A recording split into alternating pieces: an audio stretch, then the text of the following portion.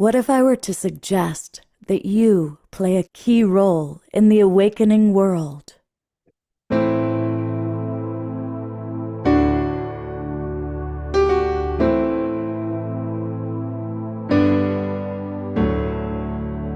that you are watching this because you have heard the call.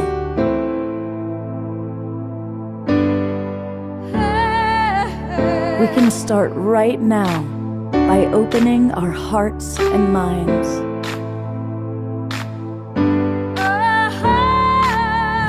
Welcome to the awakening world.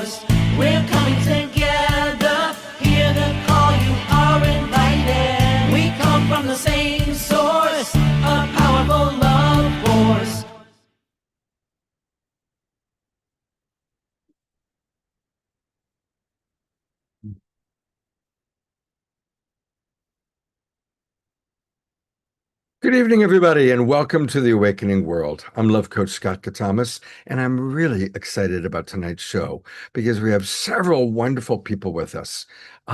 We are going to experience kind of a ceremony, if you will, as only one person can provide. And that one person happens to be the wonderful Abigail Spinner McBride.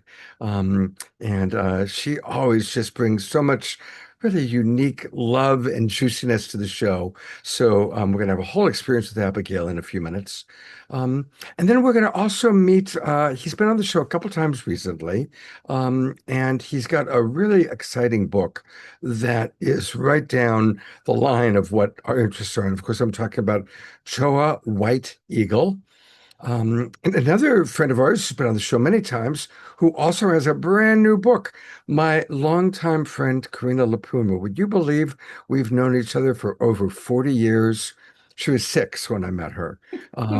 So it's going to be really exciting to have that. And then this week is Michael Bailey Week. We're going to do a big event on Friday night at the Sunrise Center. It is a hybrid event, and I would show you Michael, but he doesn't have his camera on right now.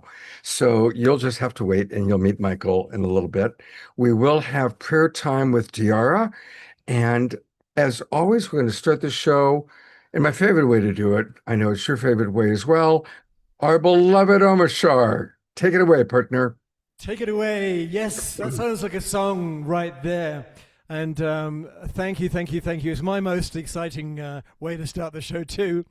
And welcome those of you watching on Facebook and YouTube. We love you, and we're so grateful you're tuning in, even though it may be in the future or it may be now, and of course our streaming partners. And we shall start the rock and roll with some a cosmic woo-woo song called The One I Am. The One I Am. Oh, to dumb.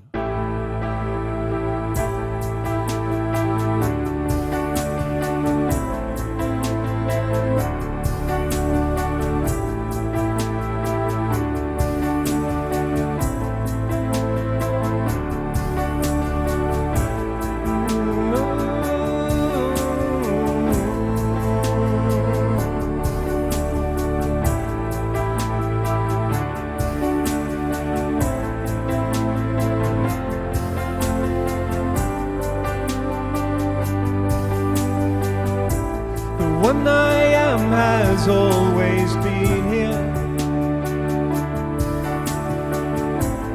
whispering songs of life and love.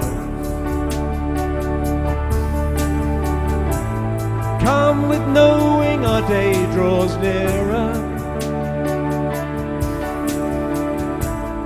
Come with joy and endless love.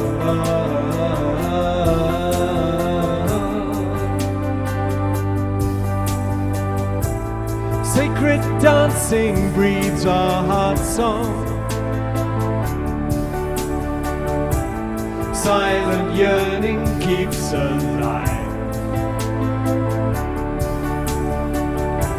A union blessed before beginning, preordained beyond all time.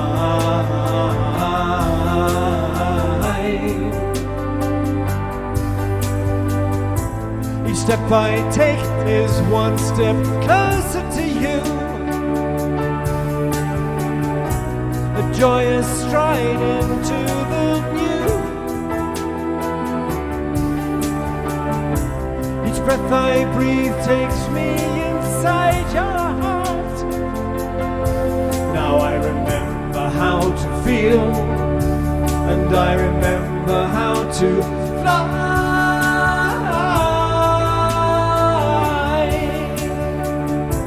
The one I am, fly. I am that I am. Open to our sacred merger, shedding tears of divine bliss.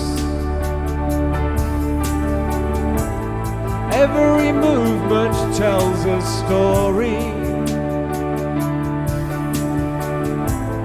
Nothing could compare with this.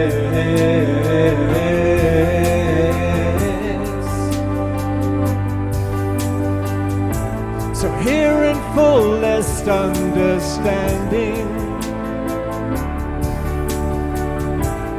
breathing light through every word, our lives become so undemanding. Finally seen, finally heard.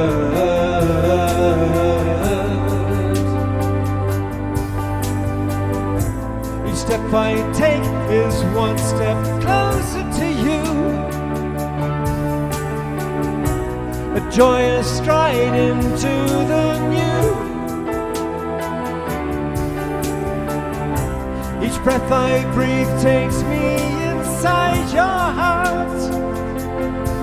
Now I remember how to feel, and I remember how to fly.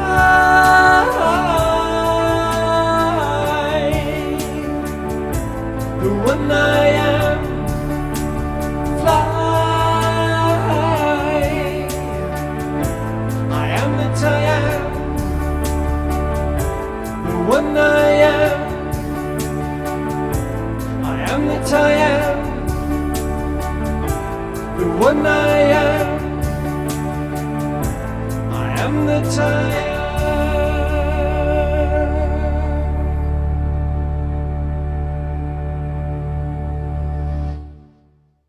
Woohoo! Let's all send twinkle and loves and hearts and also Did the sound cut out at all? No, we did no sound cut Whoa! out. You did it. Maybe. I mean, yes. Fingers crossed. No, we did it. Thank you. Thank you.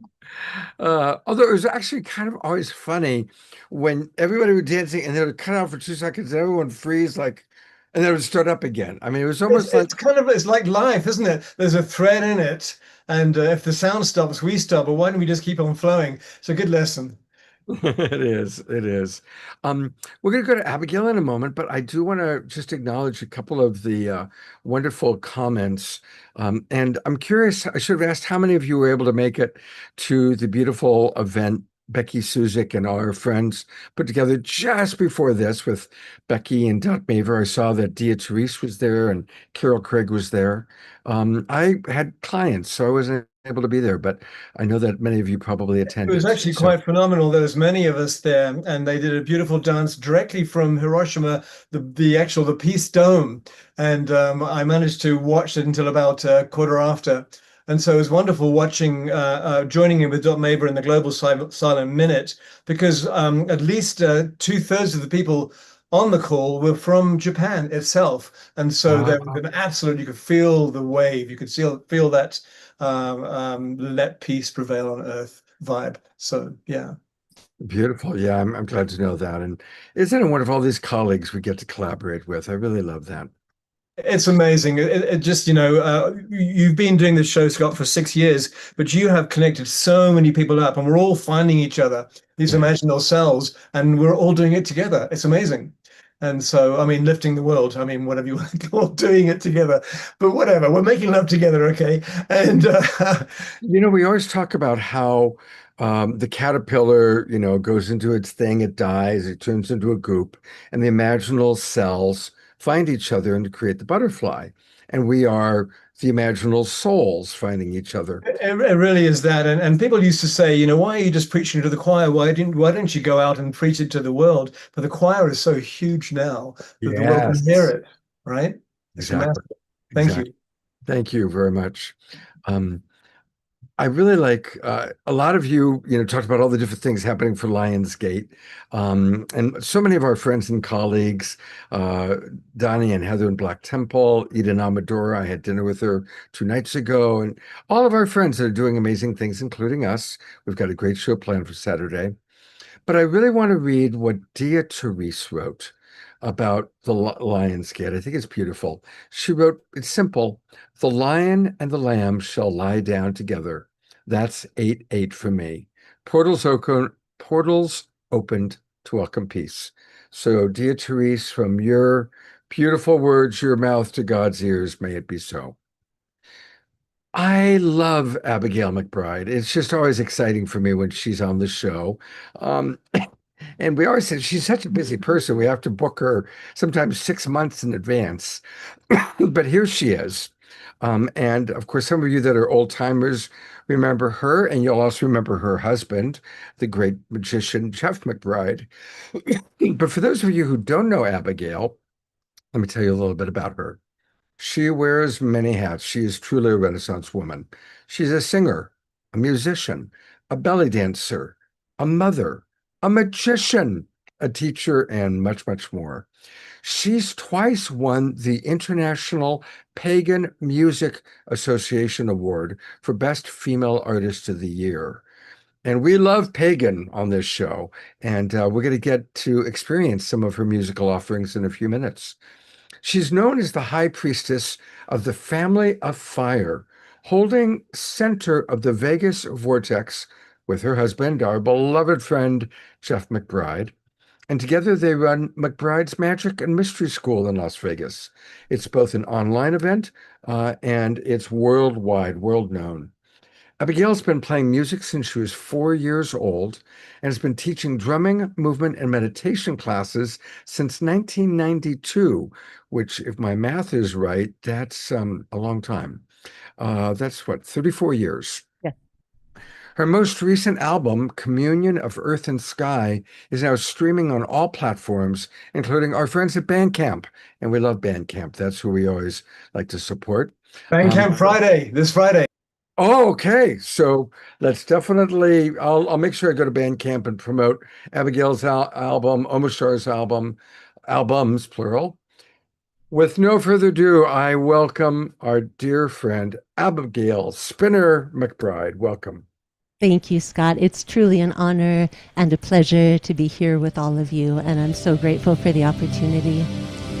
I'd like to begin with a land acknowledgement. I am living in Las Vegas, which is the traditional territory of many nations, including the Southern Paiutes or the Nuwu people, the Washoe or the Washeshu, the Northern Paiutes or the Numu people, the Western Shoshone or the Newe, and the Hualapai tribe. I am grateful to be here, and I think it's always good to start from a place of gratitude. So I invite you to take a deep breath into your center and think about something that you are grateful for right now. And if you'd like, if you're here live with us on Zoom, you can type it in the chat. One thing that you're grateful for gives us a good place to begin from. And while you're contemplating gratitude, I invite you to breathe deeply and naturally, contemplating gratitude for the fact that we can breathe. We now know more than ever what a precious gift each breath truly is. Gratitude for the fact that we live on a beautiful blue planet, just the perfect distance from the sun so that we can have atmosphere, so that we can breathe. Surrounded by green and growing things, even here in the desert, so that we can have oxygen and they can have carbon dioxide. Gratitude for the good health that allows us to be in this place at this time, and the resources that allow us to receive these transmissions through the pixels and across the airwaves. As you breathe, bring your attention to the bottoms of your feet and feel your connection to this good earth. Feel yourself rooted in your place and in your time, and know where you are right now. Gratitude that we are able to be aware, that we are able to be grateful. Breathing deeply and naturally, filling with gratitude, feeling our connection to the sky and all that is above, to the cosmic starlight and the infinite intelligence that is aware of us just as we are aware of that. Feeling ourselves as the bridge between the above and the below. The tree of life, the connector. Breathing deeply and naturally, feeling the balance of above and below within us in our own center, feeling that balance and feeling that gratitude. I had asked Scott if he might be able to put some of the lyrics to the songs that I'll be sharing tonight into the chat, and I invite those of you who are here with us to sing along. You can leave yourselves muted so we don't make a sonic mess, but really it's about making vibration. So I would love for you to sing, I would love for you to dance, and I would love for you to experience yourself as one voice in the great choir of it all. This first song was the first song I ever wrote way, way back. My mom used to say, Adonai sifatai tiftach ufi yagid tehilatecha, which means, oh beloved, open my lips that my mouth may sing your praise. So this song was my calling to that spirit and an invitation. Please sing. Sing through my voice, play through my hands, let the way be open.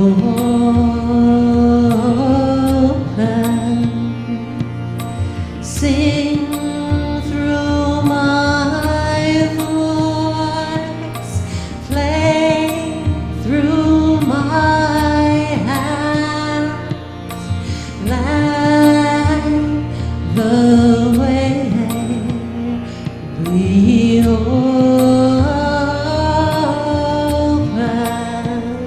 And we say, let the way be open, let the way be open, let the way be open, let the way be open, let the way be open, let the way be open, let the way be open, let the way be open.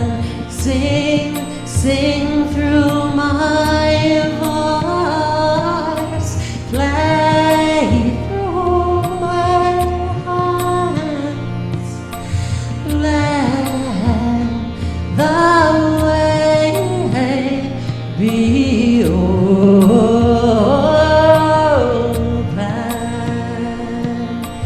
Let the way be open.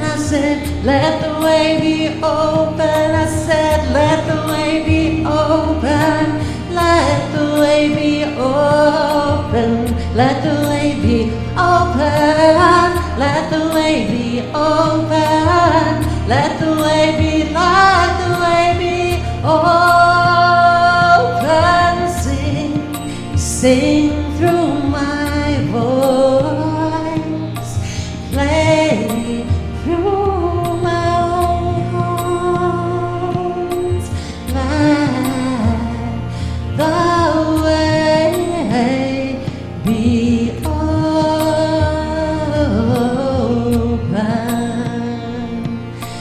Let the way be open.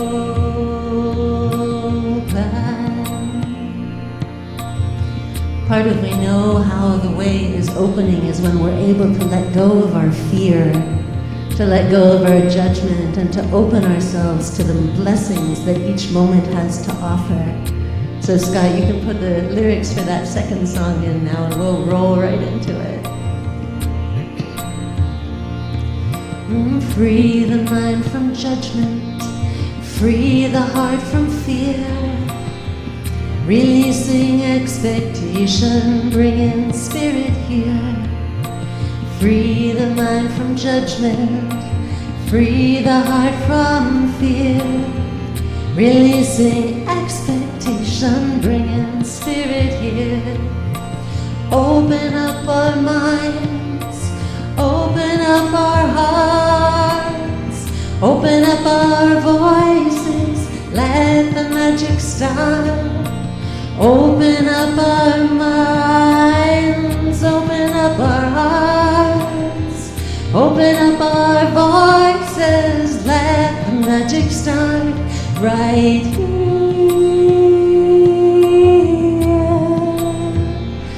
right now, right here.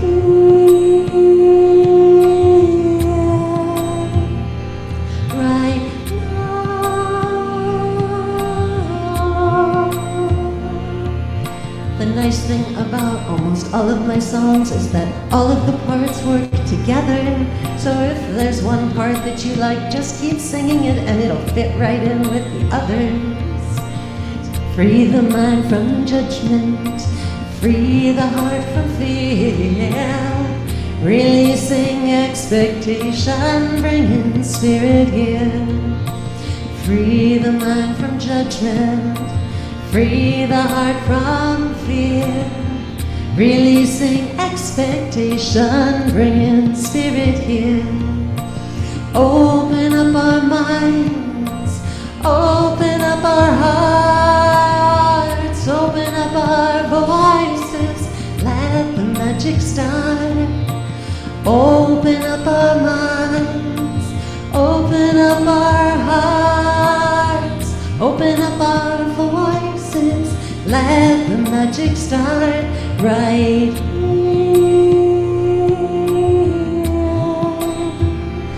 right now, right here, right now.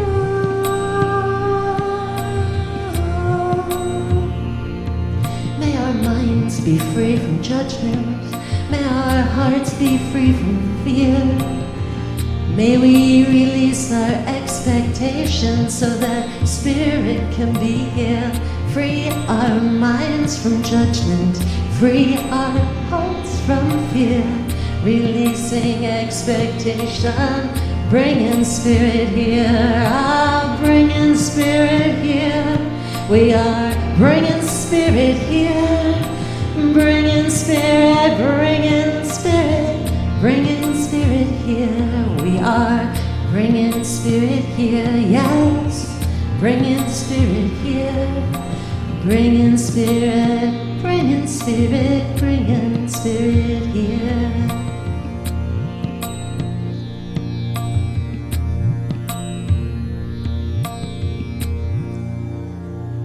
Well, we know living in the desert that it is always good to drink water. So go ahead and have a drink.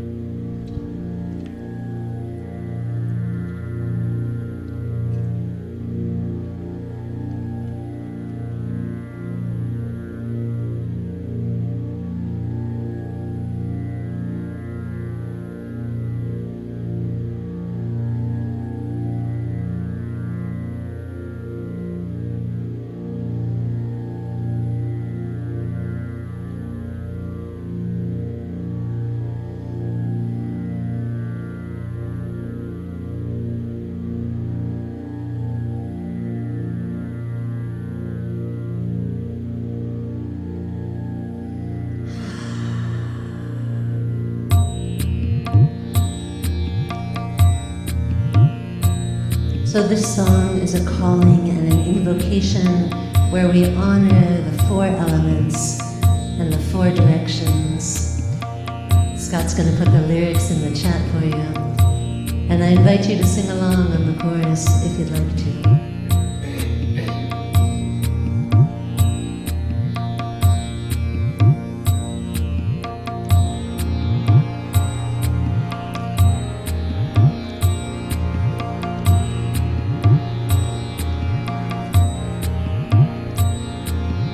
Wheel of the year turns and spins, peace all around us and deep peace within, guardians and energies of the east, we call and sing this song to you.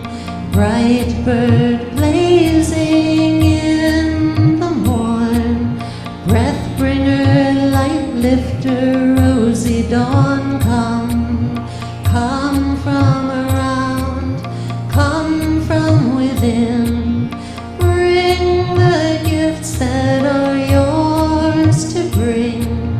We invoke, we honor and call, powers of east be with us all. Guardians and energies of the south, we call and sing this song to you. Sun cat stalking through the noon, flame forger, pulse pusher, passion's heat, come from around, come from within, bring the gifts that are yours to bring. We invoke, we honor and call, powers of south be with us all.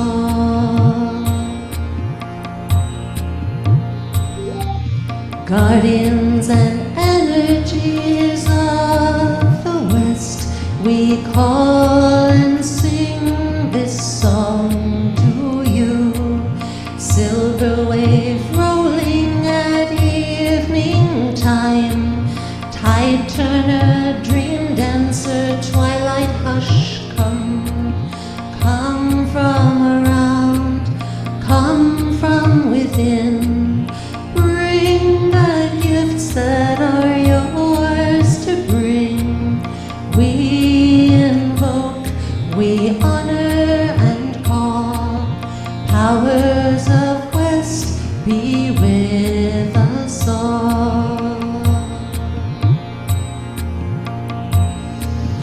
Guardians and energies of the north, we call and sing this song to you. Black bear roaming in the night, stone warden, root keeper, silent guard, come from around, come from within, bring the gifts that are yours to bring. We invoke, we honor and call, powers of north be with us all. The wheel of the year turns and spins, peace all around us and deep peace within.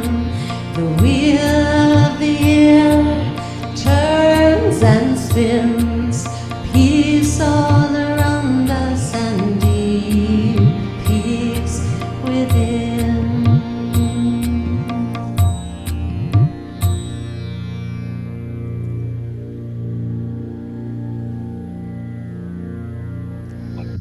Thank you so much, friends. It is such a pleasure. I'm so grateful to be able to share with you tonight. Let's send some love and some twinkles. She's got more to come, but More to what come. a beautiful trio of musical offerings. Each one just opening our hearts and lifting our spirits. Thank you so, so much. I'm so grateful, so thankful to be able to share with you all. I have something special now, which is a bit of a visualization and a meditation for you. So if you'd like to participate, you can take a couple of slow, soft, deep breaths, and you can close your eyes if you'd like and become aware of your own body. And just for a moment, I invite you to turn your attention away from all the outside events going on and notice what's going on inside of you. Notice if there's any discomfort and see if maybe you can find a more comfortable position. And if you become aware of a tense area of your body, see with a breath if you can let go of the tensing. And then let go. And bring your awareness to your breathing, feeling the air moving through your nose or mouth, down your throat, into your chest and belly. And if you'd like, you can imagine your breathing is like gentle waves on the shore, and that each wave slowly washes some tension out of your body and releases you even more. I invite you to imagine that you are a rose bush. Become a rose bush in your mind and discover what it is like to be this rose bush. And let your imagination develop on its own and see what you can discover about being a rose bush. What kind of rose bush are you? Where are you growing? What are your roots like? And what kind of ground are you rooted in? See if you can feel your roots going down into the ground. What are your stems and branches like? Discover all the details of being this rose bush. How do you feel as a rose bush? What are your surroundings like? What is your life like as this rose bush? What do you experience? And what happens to you as the seasons change? Continue to discover even more details about your existence as this rose bush, how you feel about your life, and what happens to you. And let your imagination go for 3 full breaths.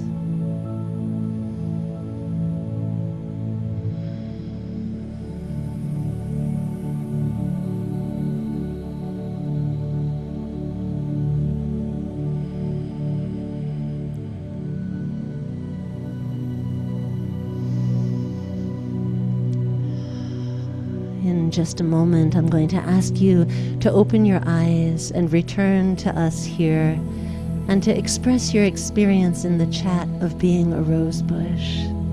And I want you to tell us in the first person present tense, as if it were happening right now. For instance, I am a wild rose growing on a steep hillside in very rocky soil. I feel strong and good in the sunshine, and little birds make their nests in my thick vines. Or whatever your experience of being a rose bush is. Go ahead and type that in the chat, first person present tense. You can open your eyes when you're ready and share with us your experience of what it's like to be a rose bush. And if anybody wants to verbally do it, like I'm going to demonstrate, just raise your electronic hand like that. That way you'll come right to the front. And I'd love to hear some of you share. I am an apricot colored rose bush.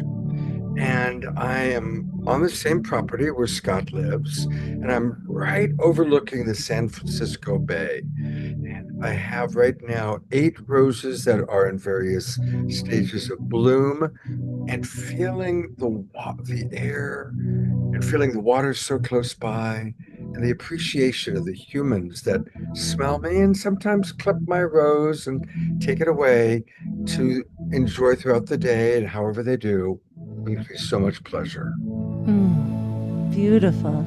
I'm seeing some really lovely things in the chat too. Carol wrote, I smell so wonderful. Everyone who passes me stops and takes a big whiff of my fragrance. I'm so gorgeous and everyone loves me and I'm yellow. Lorna Sass, I've brought you on. I am blooming fully and dancing in the sun. Lovely. So beautiful. Susan says the thorns protect their little friends. And Karina writes, I am beautiful, big red rose bush with dark green leaves. I am healthy and abundant.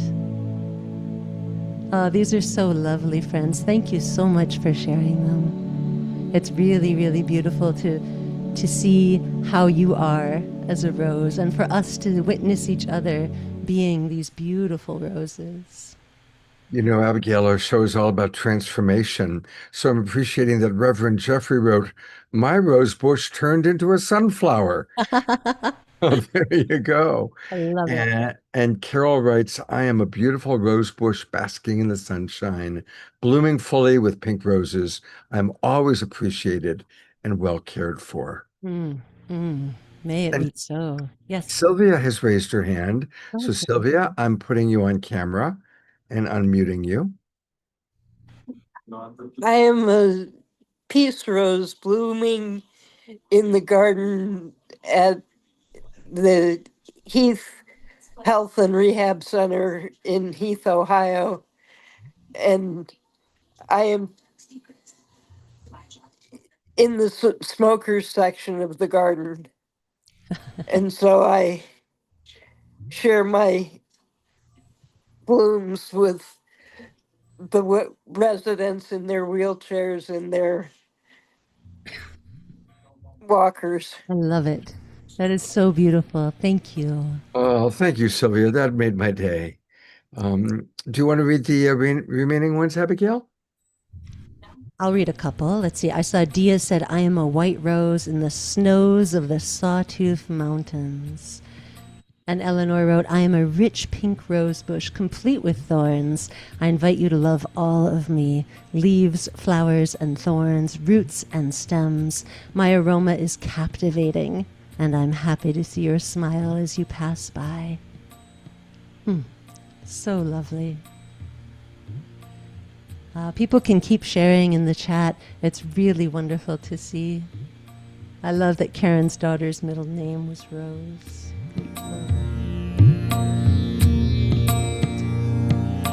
Scott, we're going to go to Make Peace with Your Body, because I think that's going to be an appropriate song right now.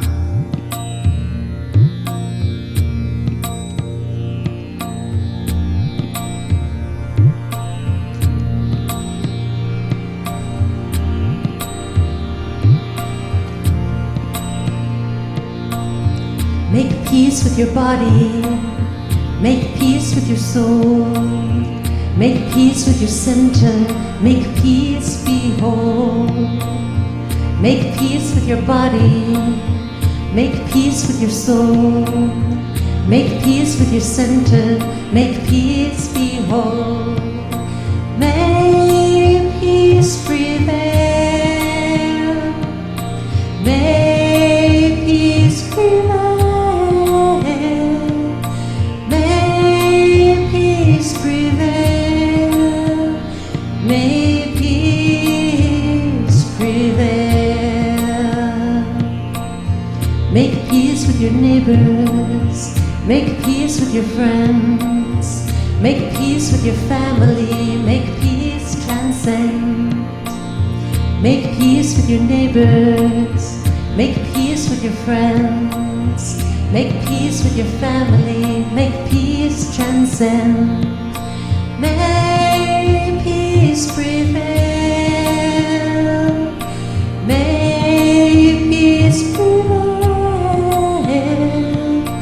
May peace prevail. May peace prevail.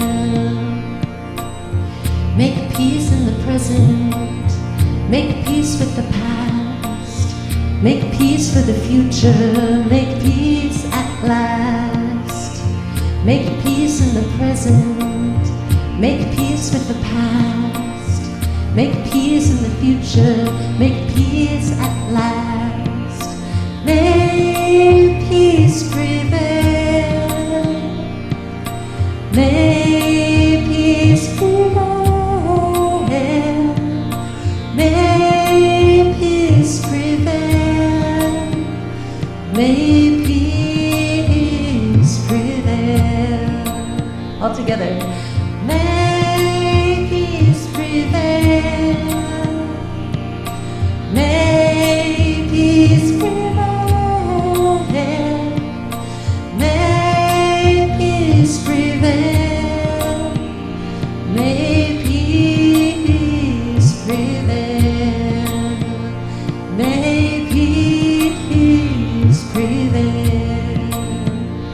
May peace prevail.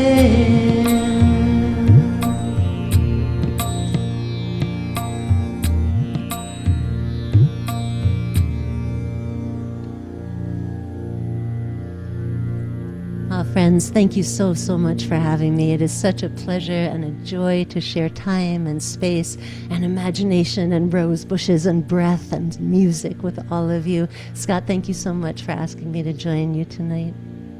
Oh, wonderful, wonderful. And I was able to find you on Bandcamp, which is one of the things that we love about Bandcamp, is that it's easy to find people there. So I want to briefly direct people. And there's two ways you can reach Abigail. She's giving her email address, which is abigail@mcbridemagic.com. And that's one way that you can reach out to her. For those of you that are in the Zoom room, I am going to put that in the chat box for everybody right now, along with her bio, just as a reminder of who this magic woman is. So there she is. I also put where you can find her on Bandcamp, but I'm going to bring up her Bandcamp for a minute here. And Abigail, there's all sorts of wonderful things. I see our beloved Ganesha on one of your albums, Jai Ganesh, and I love Ganesha.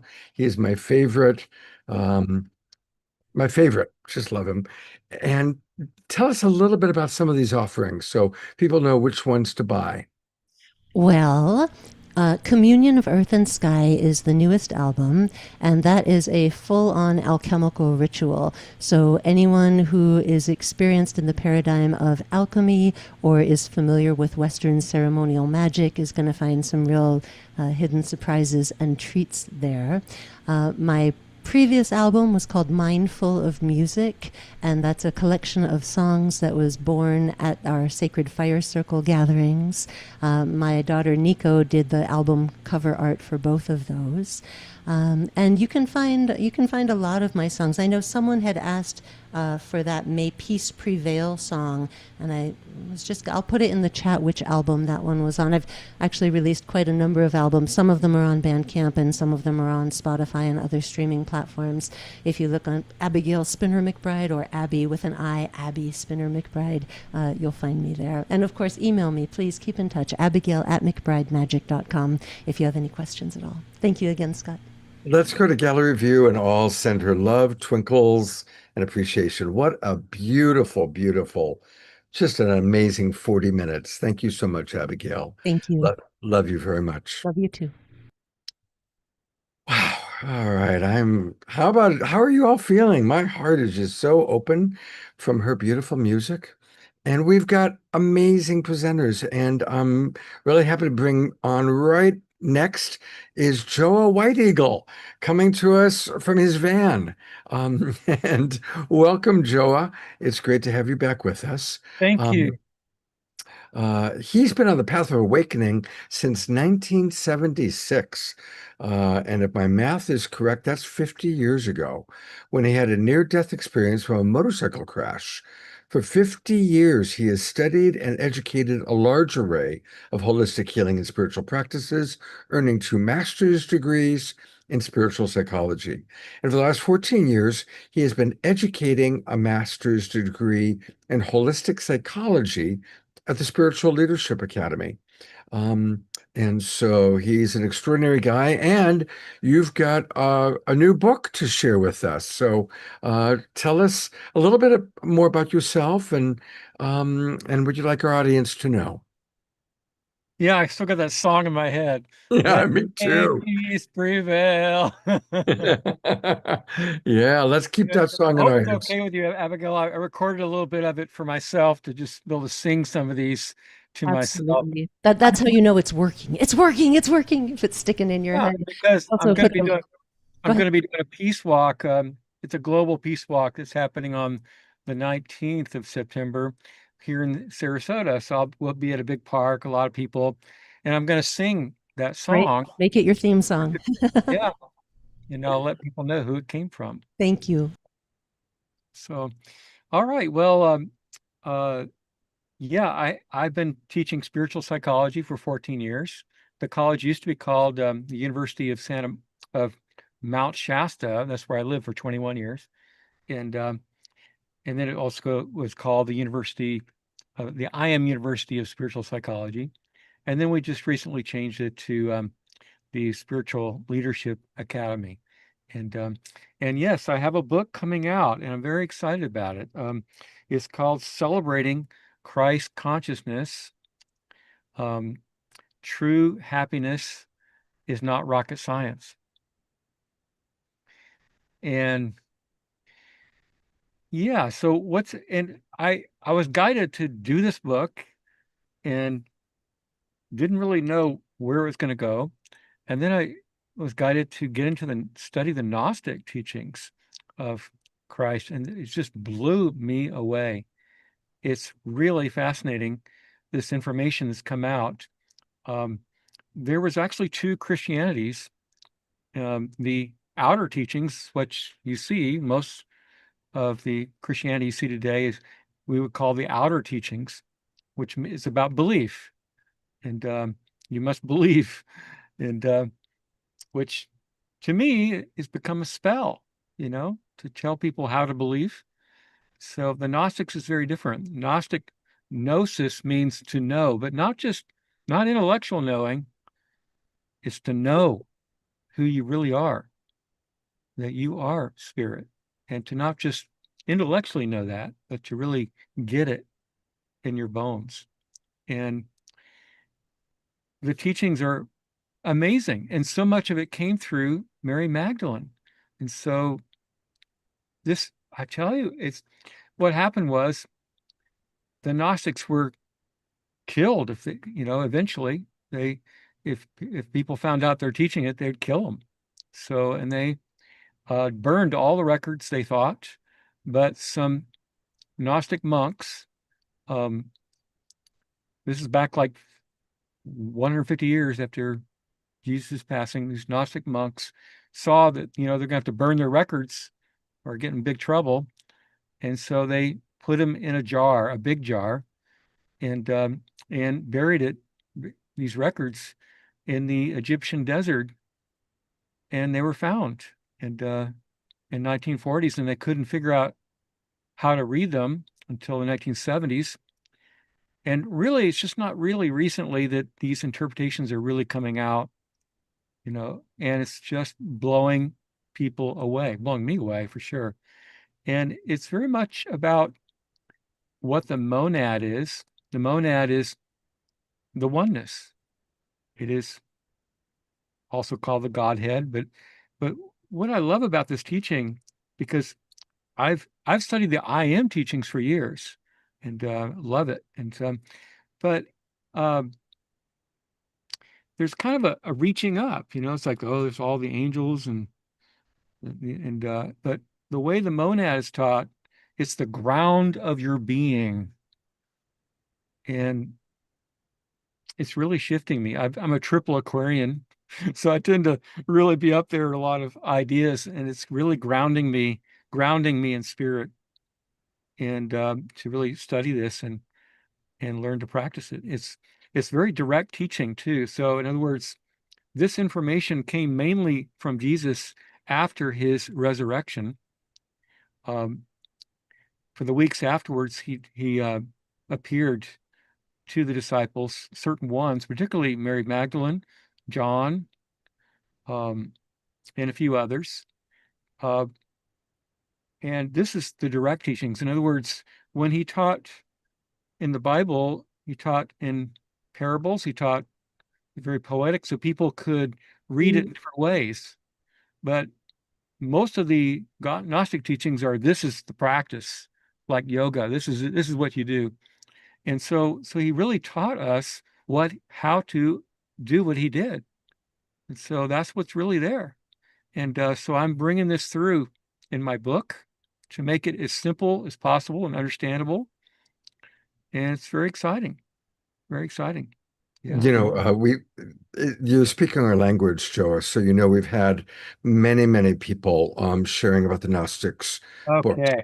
And we've done probably now at least 15 shows about Mary Magdalene. People that have, you know, that are scholars that have studied Mary Magdalene. We recently just had the Mary Magdalene feast day, and our very own Christy Michaels is actually right here with us. And she's certainly become an expert on Mary Magdalene and her teachings. I've brought her up on screen spontaneously. She was not expecting this. But I'd love to, you know, maybe just even have a little dialogue of, my understanding is that there were two primary sects of Christianity. There was the Latin sect, which were converted Romans. So they still had that Romantic conquer the world. So they decided, well, we'll conquer the world through Christianity. And then there was the African sect, or the Essenes, who were all about embodying the teaching of Jesus. They were vegetarian, they were peaceful, and as Joe said, sadly, they were wiped out. So I'm curious, Christy, is there anything you'd like to add from your study of the Gospel according to Mary Magdalene? Well, first off, I just want to say hi, Joe. Joa White Eagle, is a delight to meet you. Any man who's as passionate about this material is won my heart, because I had the same experience that you did. It just blew my socks off. And I just went, whoa, this is so great, because it's all about going within and getting that knowing at the level of the heart. Yeah. And so, oh my God, does that make a difference? Oh, it's so delicious and wonderful and lovely and open-hearted. It's just like the way this show started. True Gnostic expression of joy. So I celebrate you, and I'm looking forward to your book. This sounds wonderful. Thank you so much for taking it on. Yeah. And bringing the message forward, because, you know, I think for me, what I learned was that the dogmatic or Genesis version is more, I am a sinner, and therefore I need the priest and I need to be saved and everything, where the Sophic version is, I need to remember who I am. And she's here helping me, trying to remember the truth about who I am. Yeah, and the part about this being saved and all that, that's all written by the Romans. As far as I'm concerned, we could just remove the Romans part of the Bible, and that was 300 and something years later, and the Romans wrote it for their benefit to do what they wanted to do. It wasn't their word. Make you obey and purify you so that you can find true love in a man, right? And get your prince and just indoctrinate the hell out of people and give us your money too. Tithe 10%. Come on. We could use some money over here. One of the things I like to share, because this book actually puts together a lot. So I bring in Bashar in there. So we work quite a few different Paramahansa Yogananda. He had a quiet connection to Jesus. And so there's a lot I'm pulling together in this book to kind of give us a new or a deeper, more accurate cosmology and then to bring it into our life. How do we live this in our life day by day in a simple way, not get carried away, trying to overdo it. And one of the things I want to share is that there's a real shift when you learn to identify yourself as divine, as the soul, as God, having a human experience, to really start shifting like that. So most of us, including myself, have been identified to being human, and then we're, trying to own the spiritual side. But what happens when you really flip it? What happens when you really get that you are the monad? You're a Yeah. God looking through this body. You're a God coming through, looking through, connecting with others. What's it like to really, really get into that? So that's Yeah. this book's about. And then you own the human issues. You own them. They're there. You're not, no spiritual bypass here. It's Right. there, but you're owning it from pure awareness.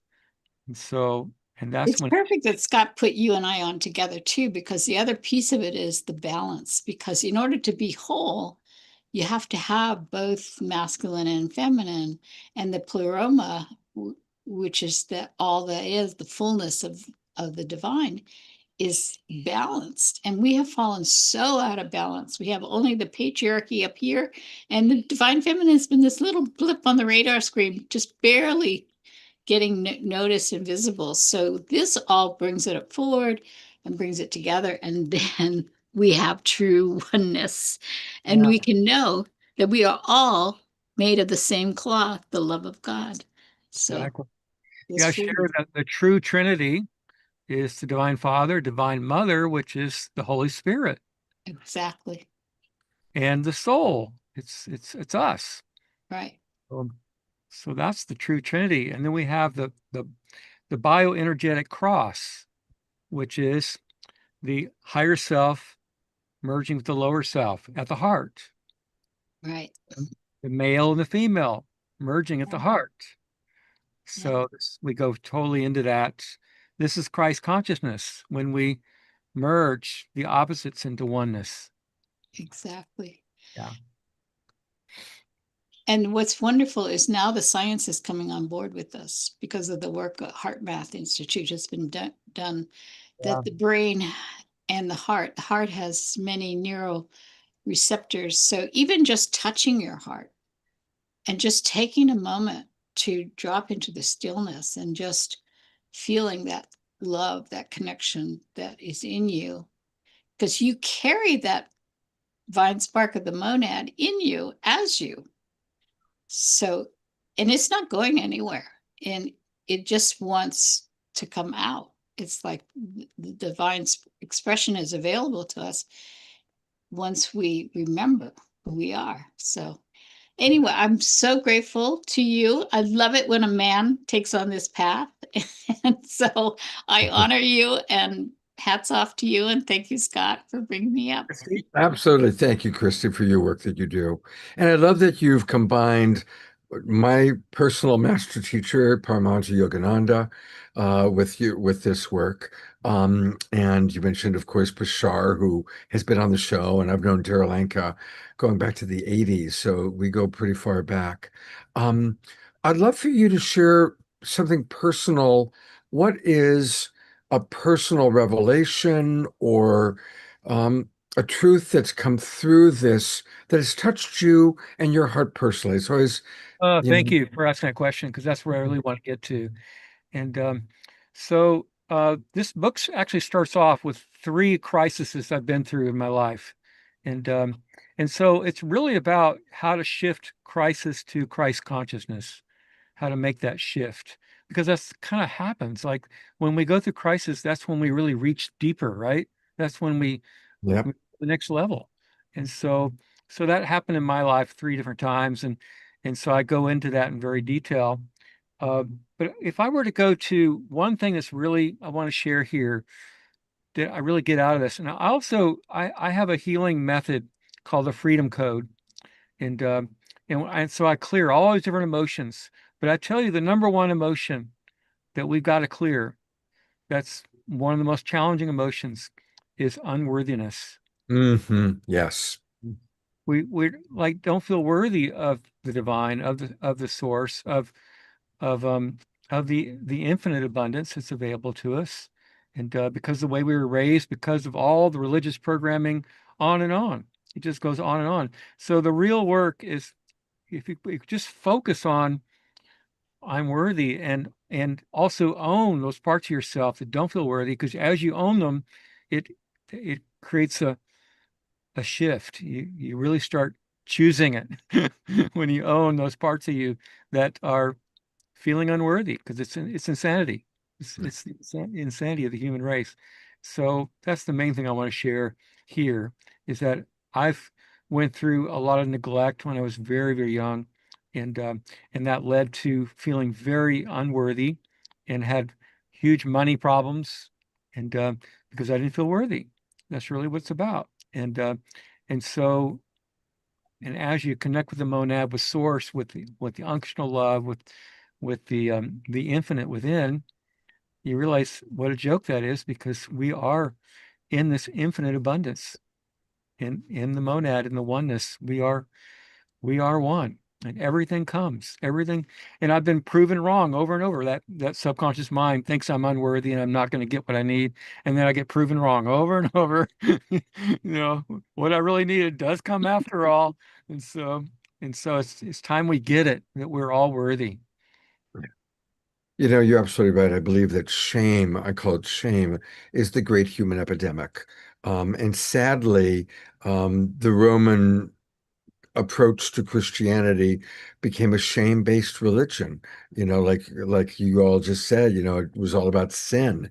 And to remember that sin is an archery term. It means to miss the mark. And we all miss the mark sometimes, but it doesn't mean that there's anything fundamentally wrong with any of us. So I'm going to bring up your book that we've been talking about, and it looks wonderful. Celebrating Christ Consciousness, and it's now in pre-sale, only $7, although and it's nice that that's your minimum, $7, but people can pay whatever they want to pay. And it's a beautiful looking book all about walking in peace, and we are the Global Peace Tribe, so it's perfect for you to be on with us. I put it into the chat box, and I'm going to leave it up for a moment for our friends that are watching on Facebook and YouTube. Just take a screenshot, and that way you'll see the URL, because it's a little bit of a funny URL. It's kind of hard to memorize. So just take a screenshot, and that way you can grab it. And I want to encourage everybody to get the book. I'm going to do that. I'm going to buy the book, and I look forward to, of course, I look forward to receiving it. And Joa, thank you for your peace walks and for all that you do to continue to carry on peace in our world. You are a wonderful, wonderful brother, and a beautiful colleague within our Global Peace Tribe family. Thank you. Thank you. Yeah. All right. Take care, brother. We'll talk to you soon. All right. Well, we go from a beautiful brother to a beautiful sister. Karina LaPuma, who you've seen on the show several times. She works a lot with Christy Michaels, and she also is partnered with our dear friend Darren, whom we love and adore. And welcome back to the Awakening World, Karina. Thank you. It's such a privilege to be here. Really is. I love it. Yeah, well, off to a good start, aren't we? And for those of you who don't remember Karina, I'm going to read a little bit about her. She's an author, coach, oracle, astrologer, tarot expert, healer, priestess, and catalyst dedicated to empowering others to awaken their creative power. She's all about helping us to live with greater purpose and intention. She's been a spiritual teacher, quantum and shamanic healer, and guide for a very long time. She was my very first astrologer, going way back into the early 80s, I believe. And Karina weaves together ancient wisdom with modern transformational practices to help individuals align with their highest potential and to consciously create meaningful, fulfilling lives. We are blessed to have her with us. We're going to learn more about her. She even has a toolkit for Awakening series, which we're going to look at. And tonight we're really kind of highlighting her brand new book. There it is, Awaken Magnetic Creation, Manifesting Your Dreams. So tell us a little bit about your inspiration for the book and maybe give us a tool for one way we can manifest our dreams. Well, I've been writing about the hero's journey and the archetype, the goddess warrior. And to me, the hero's journey has three parts: the separation, the initiations, and the return. So to be a hero, you have to give back what you've learned. So in the first part, the separation, you cross the threshold. And to me, I said, what does that mean? And to me, it's like learning to manifest.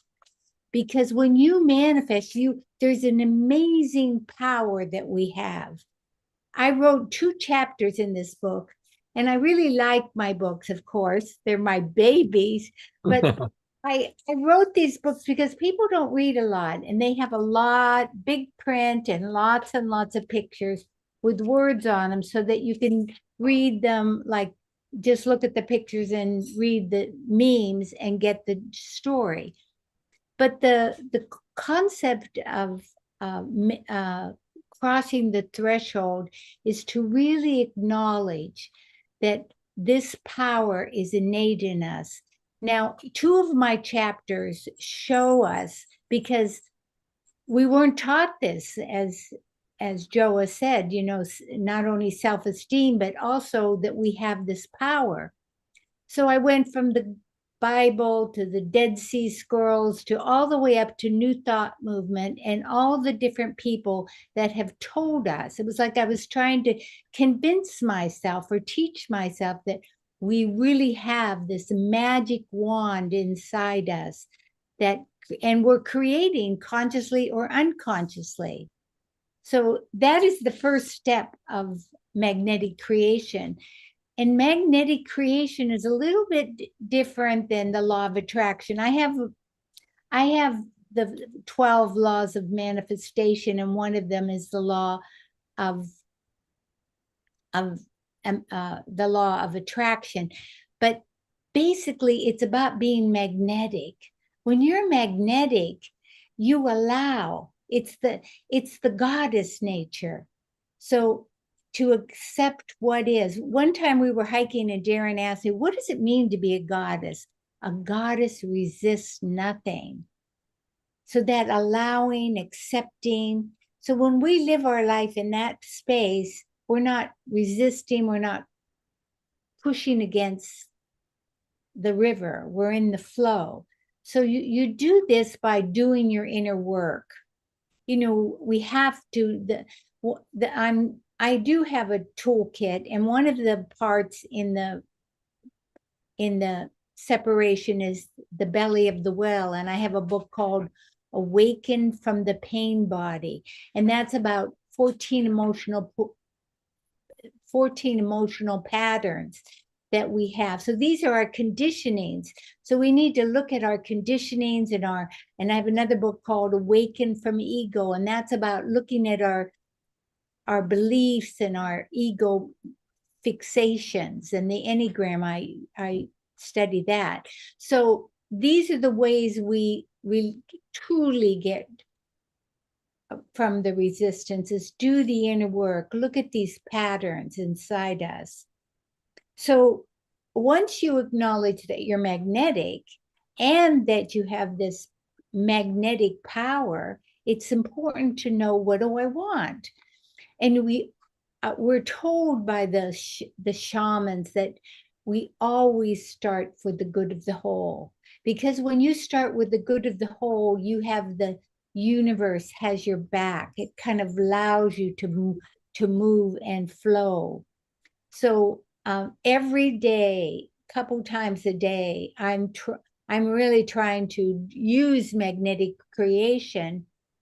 And I do this visualization where I put my hands like this, and I feel the chi field in between my hands, and I envision, because once you know what you want, you have to let go of who, what, where, when, and how. It's important to go for the essence Like I want an attractive, compatible partner. But if you say I want her to be blonde or tall, or you're putting form on it, and it's a resistance. So the laws are telling us to go for the essence, not the form. And the key to magnetic creation is these statements. The steps to getting there are being there. You can have what you want. You just have to be it first. So it's living from the end. And that is going into that space of really feeling it, seeing it, sensing it, tasting it, hearing it, whatever you can, and always visualize through your own eyes, though you're, like not watching a movie, but you're really in there. So if you want a partner, it's important to put different things in that are in use in feng shui or whatever system you're using, but to relate to that person, not look at it as though you're watching that screen. So in this process that I'm talking about doing every day, this is the key to I call it the creme de la creme. It's you feel the chi field, and every day I start with seeing the earth between my hands, healing the earth. And I do have a lot of hope for our planet and our government because I'm an astrologer. So I see the healing and the government balancing and the corruption leaving and light healing. And then I go into this space of, for me, it's the embodied radiance or the embodied goddess. And what I do is I'm putting my feet on the ground, hands like this, and I kind of put my shoulders back a little bit, and I become feeling the radiance in my body. And I become what I really want to be. Because, every day, ordinary, we can be very ordinary, but we are divine beings. And it's to remember that divine, you have to step into it and take time for it. I'm guided every day to stop, no matter how busy I am, to go outside and to really breathe and just center myself and become what I want to manifest. I do it right before I go to bed and right before I wake up, and I do it during the day. So we're having your hands like this. You feel the chi between your hands. Just if you do, it's a pulsating energy. And this is called a terma, and I was given it by Jean Houston, who I loved. And okay, so I'm just going to give you the details. So I feel this really vibrating between my hands, and I'm seeing my new book being received and open and influencing.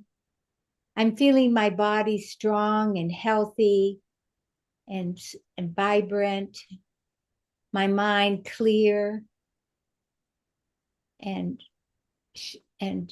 sharp, my emotions calm and yet passionate, and my spiritual nature flowering, just living in that space.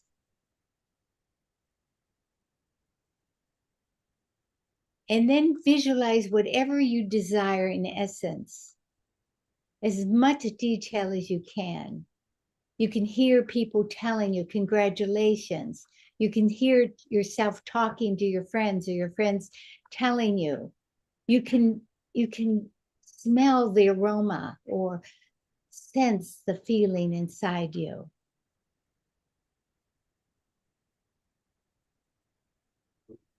And then you put this visualization into your left hand.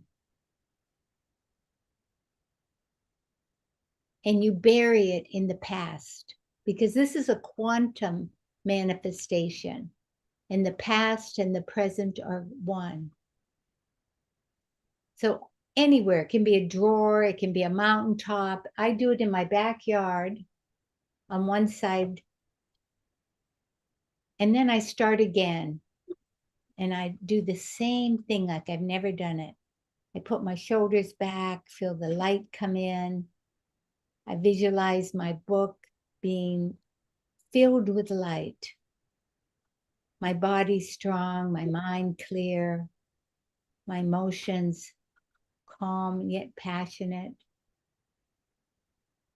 I visualize deeply harmony between my partner, abundance, creative flow, whatever your heart's desire. And feel that. And now put it in your right hand. And bury it in the future. Mhm. Now do it again like you've never done it before. Feel your body embodied your own God nature and filled with radiance. And I often pray for my friends that are ill or during this time and the earth, as with the earth. Feel the light in your body, being there, living from the end, being already who you want to be, full of confidence and loving, generosity.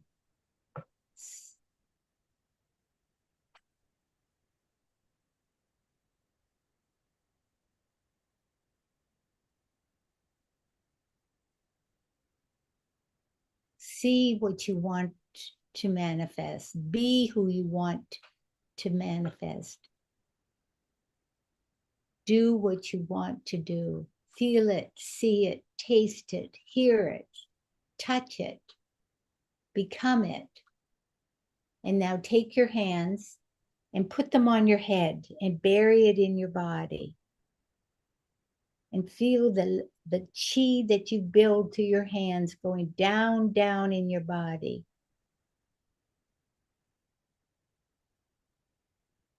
And really, and the last step of the hero is to allow and expect. And there's a time that it takes often. So the more you're in your body, this is about embodiment and grounding inside.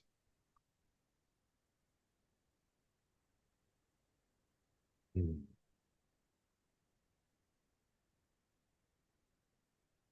So magnetic creation is very practical, grounded, doable. And we can make a better world. We can manifest what we truly want. Happiness. It is our divine right to be happy.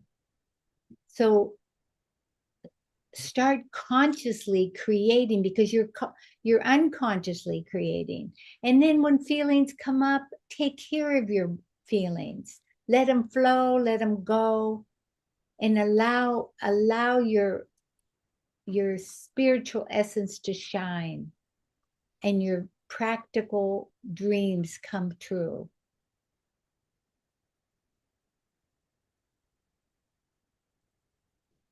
Karina, that was wonderful. I'm going to actually have us edit that little practice and send it out to everybody, because it's a great, simple, beautiful, beautiful practice.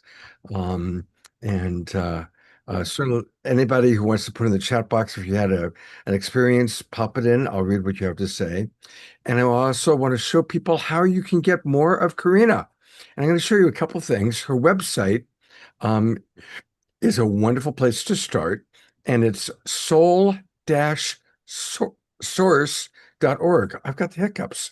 Soul-source.org. And that's where you can click here for Awaken Magnetic Creation and learn all about the book. You could do K, like the letter K, lapuma.com, and you get there, if that's easier. Okay, good to know. I'm also going to show people how they can get it on Amazon, because many of us like to use Amazon. And so that's another option. Oh, whoops, I'm on checkout. Where'd you go? Here we go. Here you are on Amazon. And just like I bought Joa's book, of course, I'm going to buy your book as well. But everybody, you can just go to Amazon, put in Awaken Magnetic Creation, and it comes right up. And wow, I just bought 2 books tonight.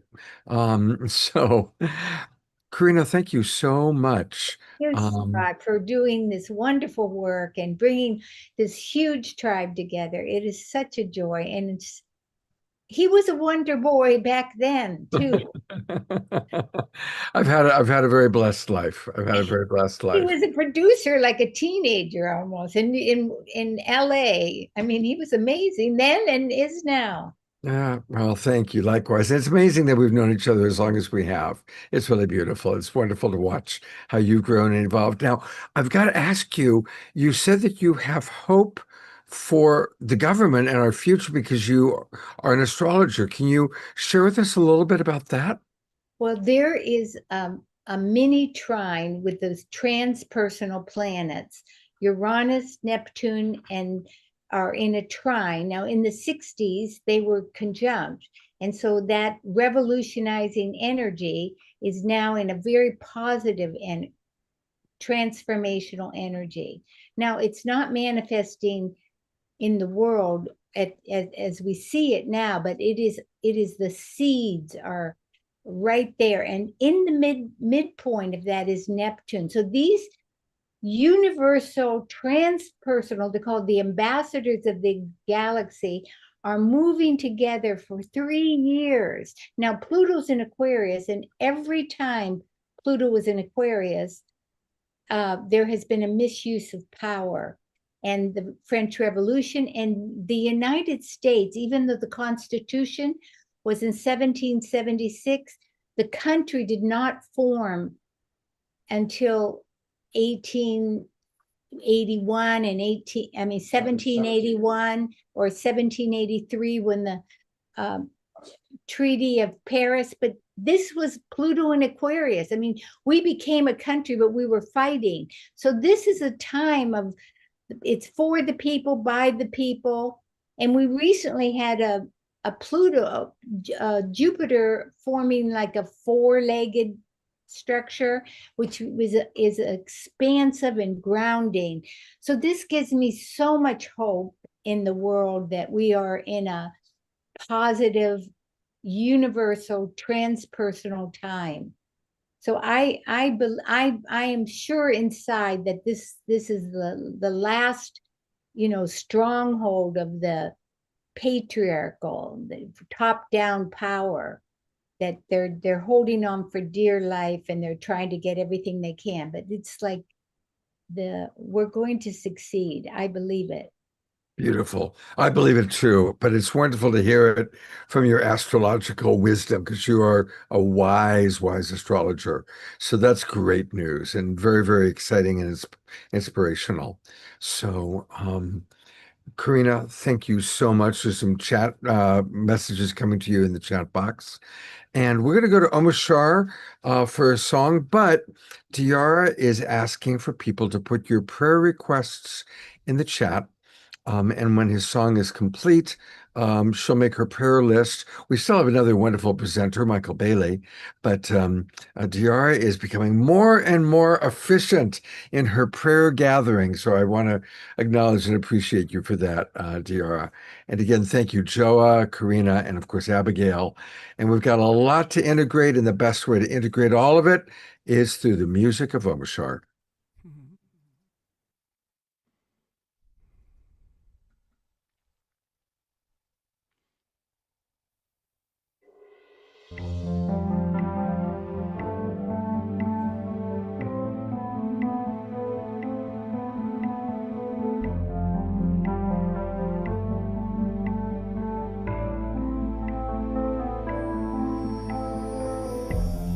What do you see when you're alone? What do you feel when you are by yourself? How could it be that you are here?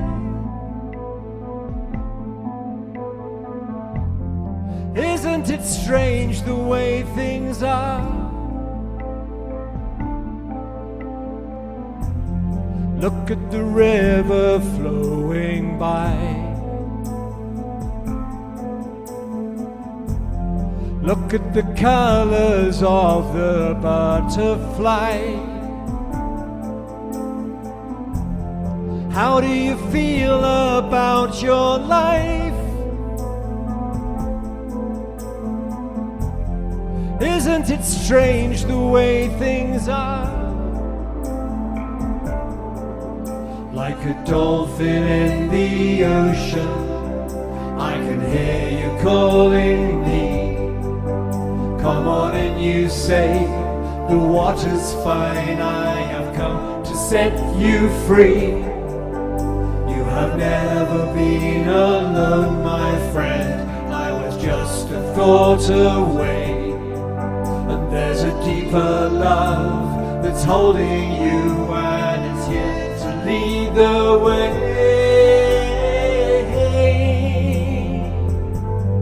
La da da da.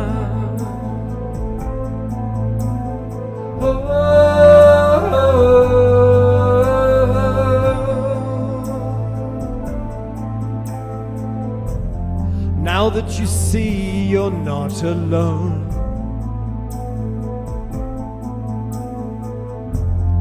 and there is no such thing as by yourself, there is a hand that's lifting you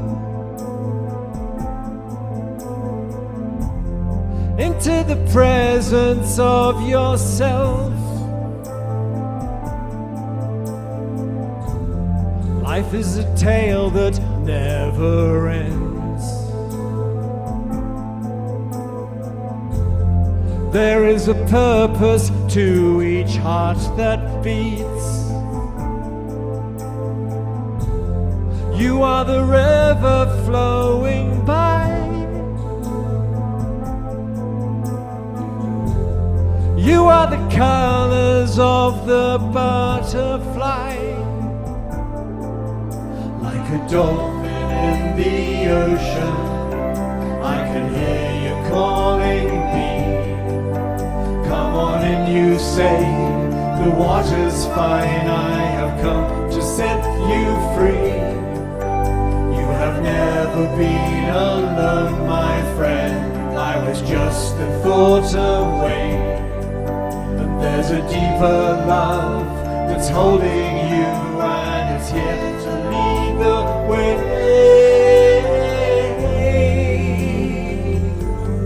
La da da.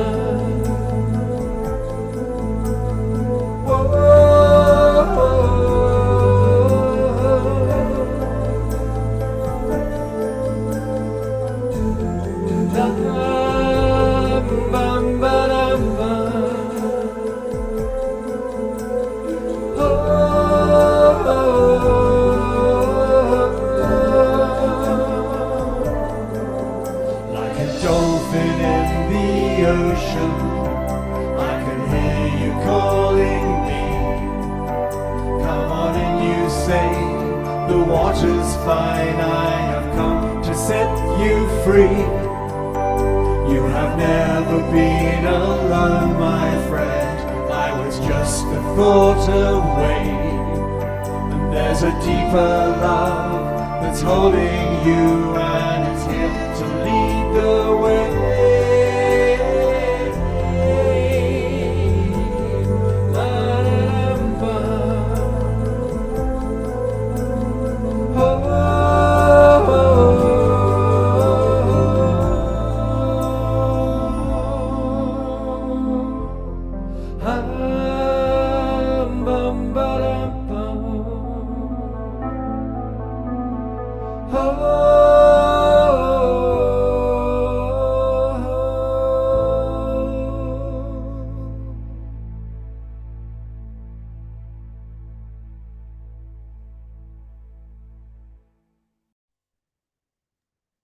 Love that song. Absolutely love it. It's got such a haunting melody to it. It's beautiful. It's a phenomenal one, and it was specifically for Michael that I sang that one, and all of us, of course, and our next guest. And so, yeah, thank you. Well, thank you. And before we go to our next guest, hey, this Friday, please go to Bandcamp and buy Omushar's albums, because all the money, it's Bandcamp Friday once a month, all the money goes straight to the artist. And we so deserve to support our beloved brother here. And he's got so many wonderful, I do it that way. Search, there we go. You should be coming up. If I click it that way, there he is. There is Omushar's 6 children waiting there on Bandcamp for you to purchase. So My babies. Your babies. Thank you so much, Omushar. And of course, Omushar will close this out tonight. Well, as he mentioned, we have a really special guest. And it's someone I've known for many, many years, Michael Bailey. And Michael is right upstairs. He's visiting us here in Tiburon right now.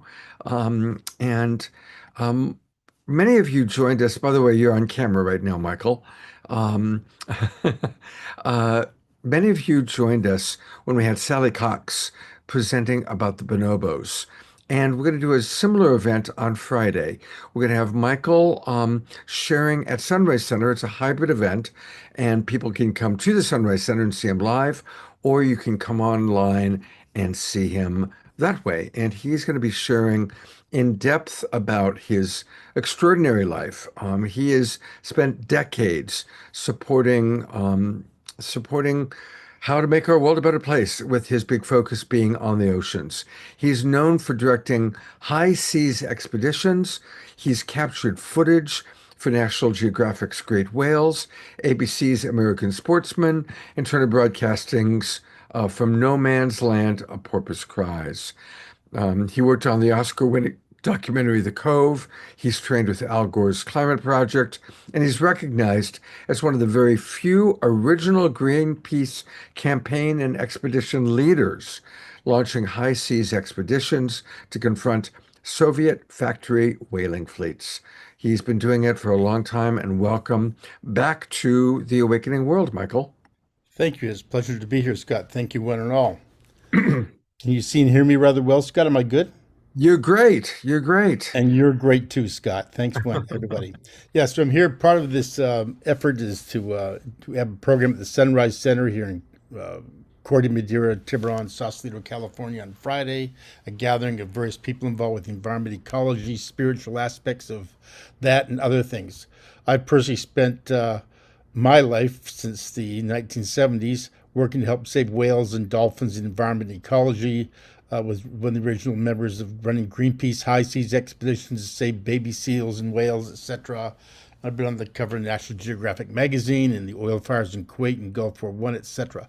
Known Scott for many years, as well as many other people. A couple of our other cohorts, Lori Grace and Emerald Starr, like myself, were educated by Al Gore in the world of climate change and climate presentations on our changing ecology that's caused by excess carbon dioxide in the environment. So part of me is not just simply the practical aspects of saving nature. There's also been certain quests in life for understanding the spiritual, invisible planes of existence, right? This involves, because part of the thing with Greenpeace, we used to find the whaling ships on the high seas by throwing the I Ching, and I Ching would guide us across the seas. I once personally did an I Ching toss that guided the Rainbow Warrior flagship 2,000 miles across the ocean to track down whaling ships, of which I kept telling the crew, don't worry, we got secret information that's come through as to what's happening, okay, relying upon the cosmic divination to help us. And I think at this point in time in our lives and at this time of the world, we need cosmic divination to help us. All of us do.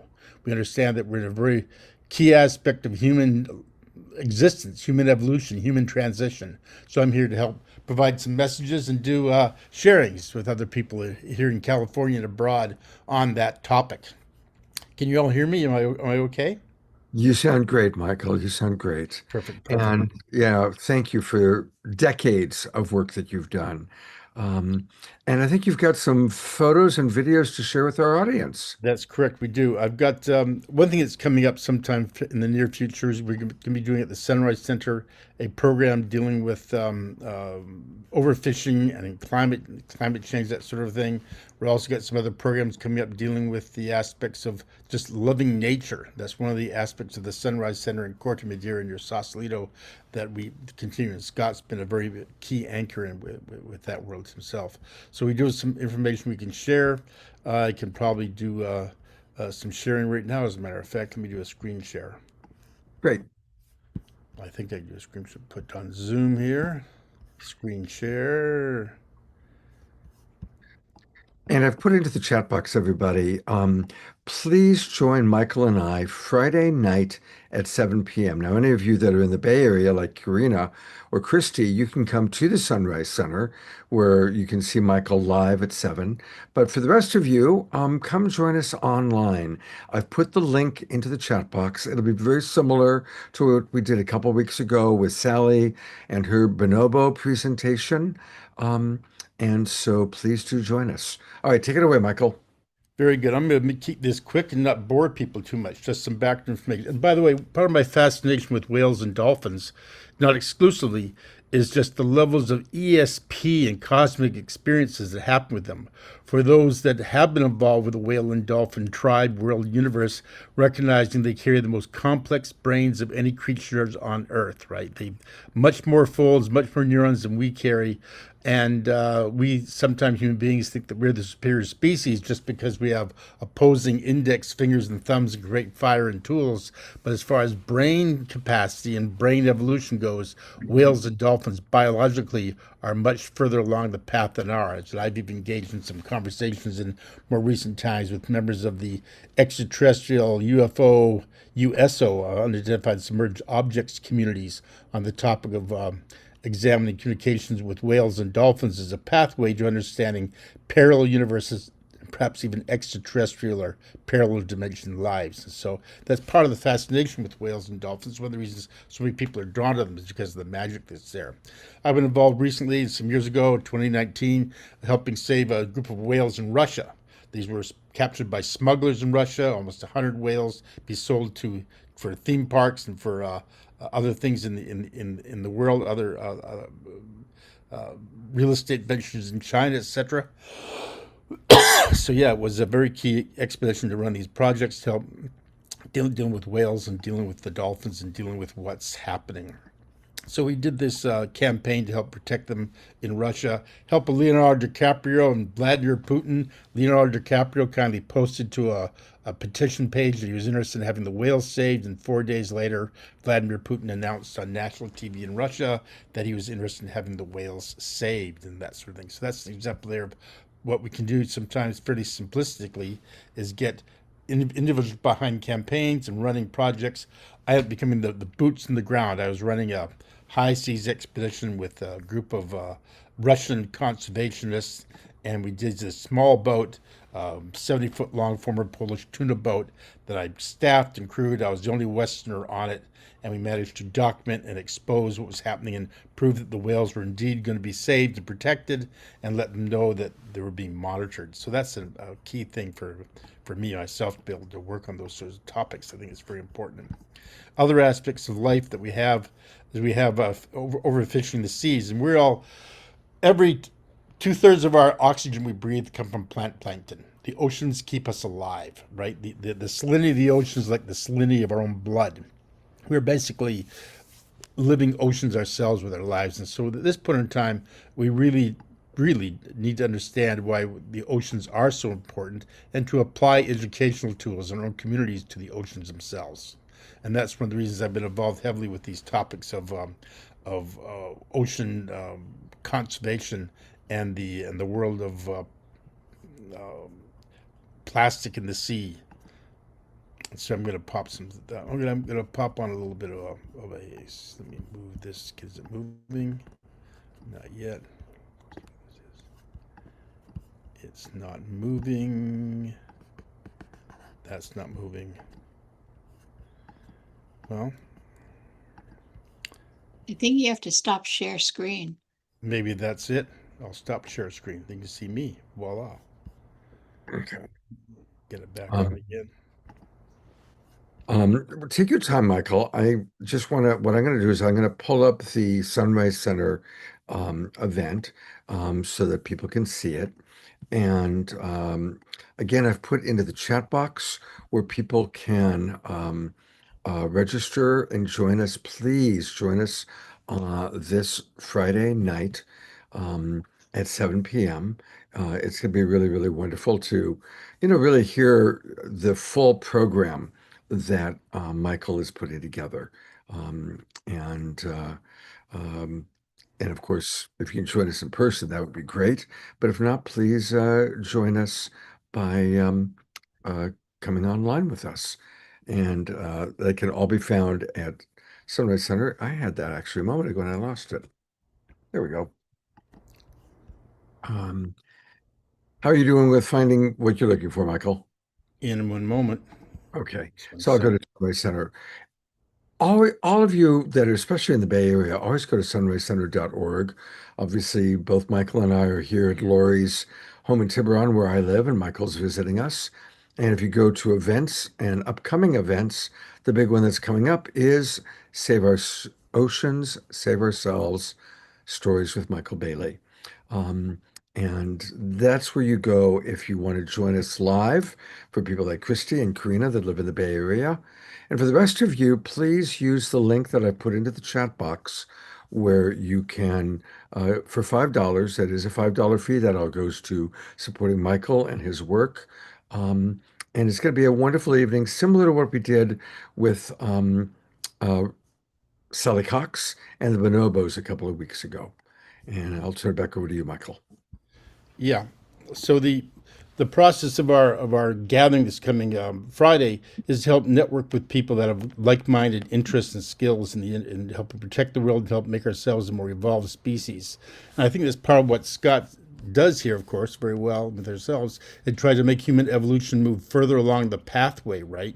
Understanding that our interaction with whales, our interaction with nature, interaction with the air and the beauty of trees is so important to our daily survival. It's something we commonly forget. I believe that this is something that we need to instill in ourselves even more. And I'm going to bring up this PowerPoint presentation, hopefully right now, and get it shown to you. We'll see how it goes.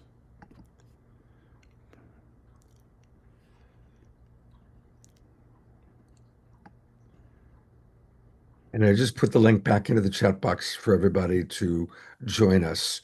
I will send out an email to our entire email list, but if you can register right now tonight, that's great. It's nice to see people registering, and yeah, I get excited. We'll tell you what we're going to play right now. We're going to play one of the video pieces that we've got involved with the upcoming promotion, which is, can we run with some audio here? Okay, here we go. I'll do a screen share. Is that what we're going to do, Scott? That's right. You're going to screen share and make sure you share sound. Okay, coming up.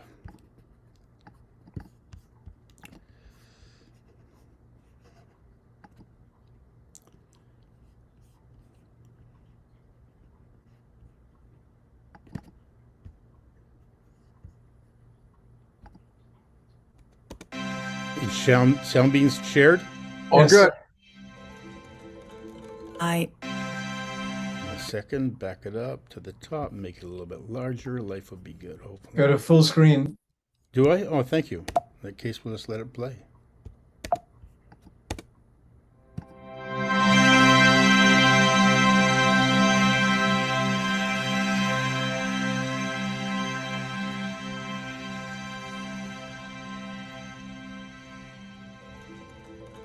I am the ocean.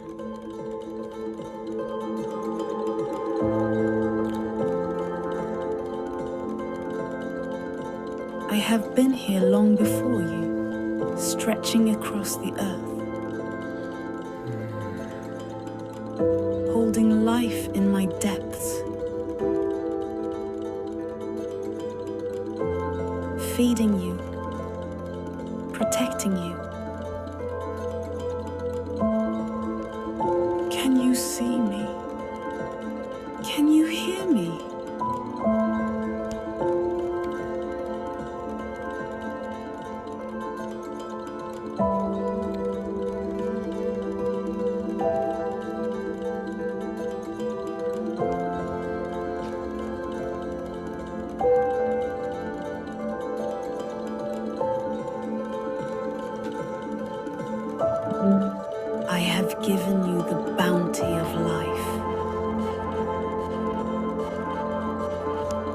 waters cradle the smallest plankton. The vital heartbeat of your planet. You breathe because of me, the oxygen I gift. Rising from the smallest creatures to the mighty forests of kelp that sway with life.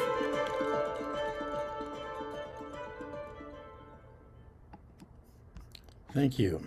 Beautiful. Yeah, so that's very important for us to recognize as a species, right? That our very breath of the air that we breathe, the oxygen, the life-giving essence is all part of an ecosystem. One thing which I'd like to bring up, which wasn't originally part of my theme, I'm going to bring it up now, was mentioning how we have this perhaps sort of cosmic divination occurring now in the geopolitical world. I'm confident, and I mean 100% confident, that part of what's happening, part of the craziness, the insanity that we're now seeing, is that the world is trying to bring our inner hidden selves forward. We get a chance to see the graft, the corruption, the craziness, the addiction we have to our media streams and other things, all in full vision. And the question is, are we going to be aware enough of the situation to understand how we're being manipulated, modified, panicked, whatever we're trying to be done, or are we going to be able to maintain a calm, measured outlook and try to share that with other people that are in a sphere of friends and colleagues? I'm personally involved with the latter aspects of this movement to help become further self-aware and become have further understanding behind, even though it seems to be chaotic and perhaps challenging in the external world at this point in time, that really it's an opportunity for us to evolve. And we are, or perhaps not evolve, but it's an opportunity to evolve. And I think that's an important thing for us to understand. And in other aspects of what we've got here, we've got there we go.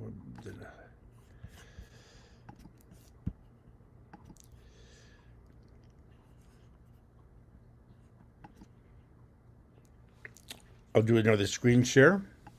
Okey-doke. Move this aside.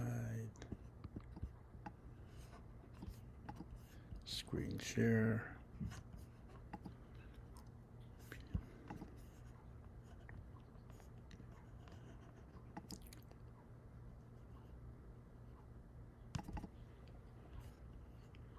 Can you see that? Yes, we can. Great. So just some background information. So I spoke about the idea that we have to, how change can happen. For me, my personal spiritual growth has been a process of saving whales, dolphins, the environment, and nature, and the process learning how to grovel in the face of the infinite creator to creation, to call upon help and assistance. Like we mentioned before, they're using the I Ching to guide Greenpeace expeditions, use prayer and meditation to call upon beneficent forces to help us have good fortune and luck and accomplishments of what we're doing. And part of it comes down to being, we have this, for me, for example, is this campaign we did over in Kuwait in the Gulf War I. Can you see this, Scott? Is it on your screen, the Lifestyles magazine? Yes, we see that was me in the Gulf War I, 1991, putting out oil fires in Kuwait, rescuing oil-soaked seabirds, covering National Geographic magazine, etc. And and then helping save the whales on the right side in front of Russian harpoon ships, factory ships, that sort of thing with Greenpeace. A lot of these things were done independently with different TV crews financing them. I did a lot of projects once. I spent my first 7 years with Greenpeace doing independent TV and film production, sometimes with help of people like Ted Turner, right, with his documentary capability. Helping save the baby white harp seals for the same purpose.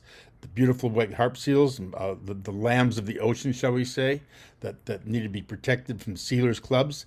That was a campaign which I directed very extensively and was seen by hundreds of millions of people, billions of people around the world, and it eventually resulted in the seals being largely protected. But of course, the continuous onslaught upon our ocean continues. We still have got, I was involved heavily with a movie called The Cove. It picked up the Academy Award in 2010 for Best Documentary about dolphins being killed. Helping rescue sperm whales on the coast of Oregon back in the folly of my youth. Helping rescue whales and try to put them out to sea to save them from being killed on land. And of course, running rubber boats in front of harpoon ships. Sort of a universal image there that happened that launched hundreds of millions of direct mail pieces on behalf of Greenpeace and the Save the Whales movement. I bring these topics up partially because for me, I found that by stretching ourselves, whatever the stretch we can go into, we stretch ourselves beyond our capabilities sometimes. We stretch ourselves inside to our inner thoughts, to our inner fears, our inner anxieties. We can accomplish much more. Not necessarily like I do here in these external campaigns of life and death, near misses and media campaigns, but just personally, I'm confident that when we were throwing the I Ching upon with Greenpeace and doing other things, that it was our fears and our doubts and our anxieties inside of ourselves that we're willing to confront and willing to bear back our human soul, our spirit, open up ourselves to the idea there can be infinite help in the invisible realms that could allow it to come through. And that's something which our species needs now, all of us needs now, to make a difference, to make that happen.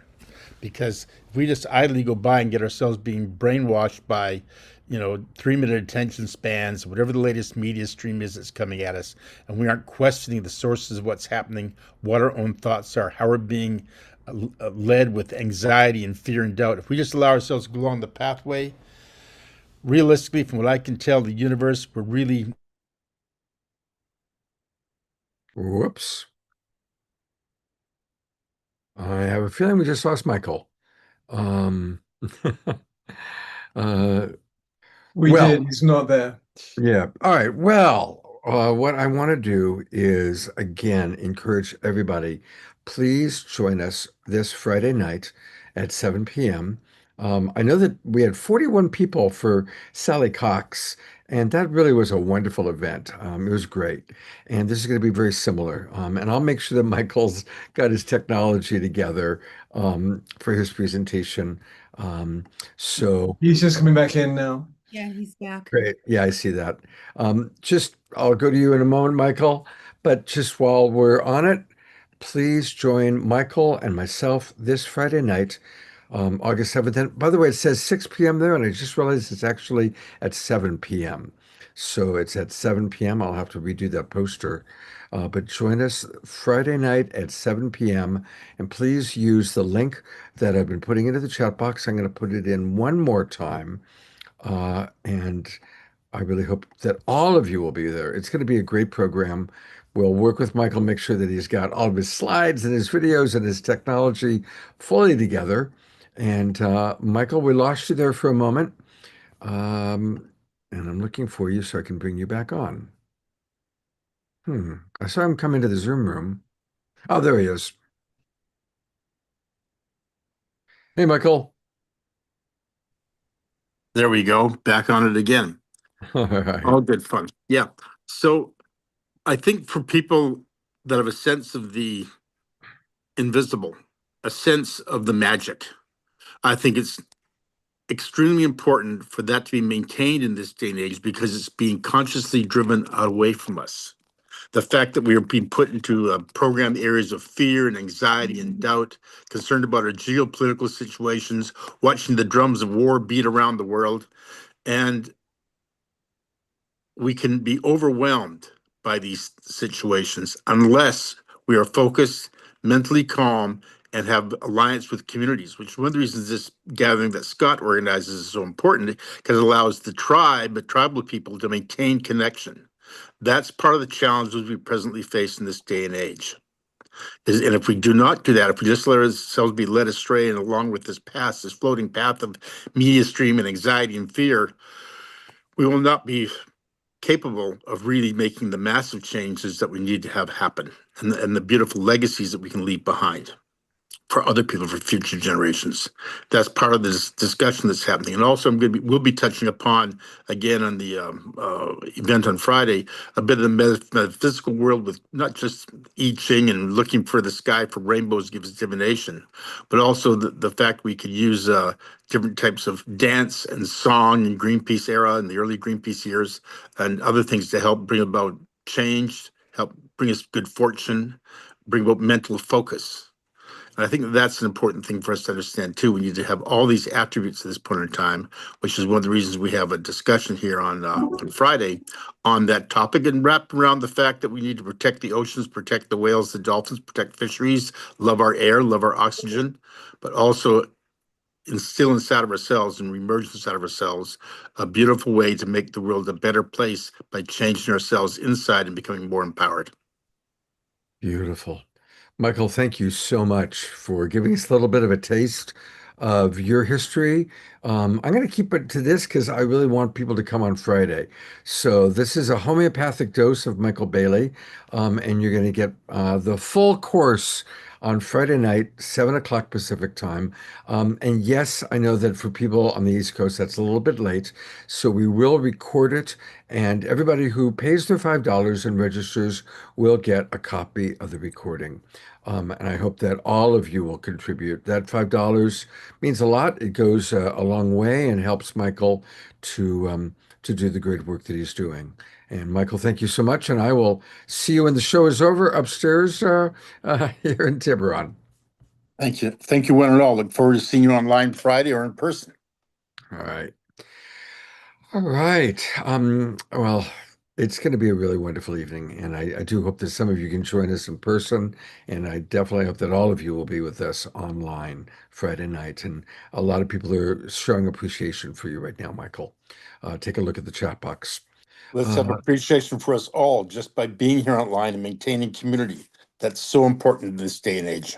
Absolutely. Look at all these beautiful souls, everybody contributing in their own unique ways to our awakening world. And one of the people who contributes every week at this time is our beloved Diara, who is going to lead our weekly prayer time.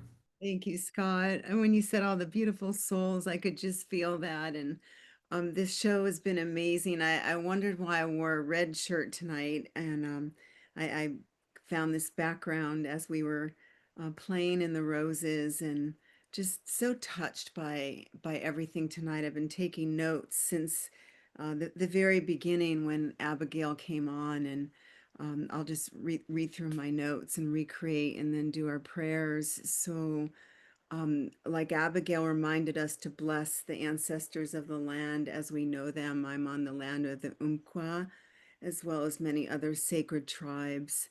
And just the beauty of what she brought in for us just opened our hearts, and the mystery and the magic. And then Joa coming in with his tenderness and his strength, and reminding us about the Gnostic teachings, and knowing that all that's being activated as we're speaking of it.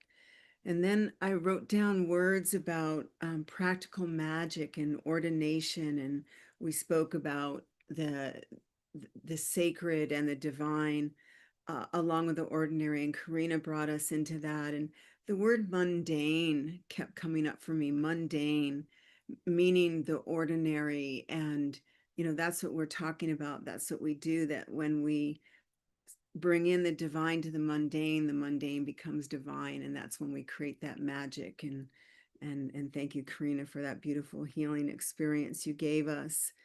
And then Michael just continued that with integrating the magic and the mystery, and having ordinary miracles becoming our way of life. So one of the miracles to pray for in this moment, starting with the bigger picture, is the concept of fire and water, and blessing all the waters of the ocean, the waters of the river, the waters of the lakes, the waters of the dewdrops.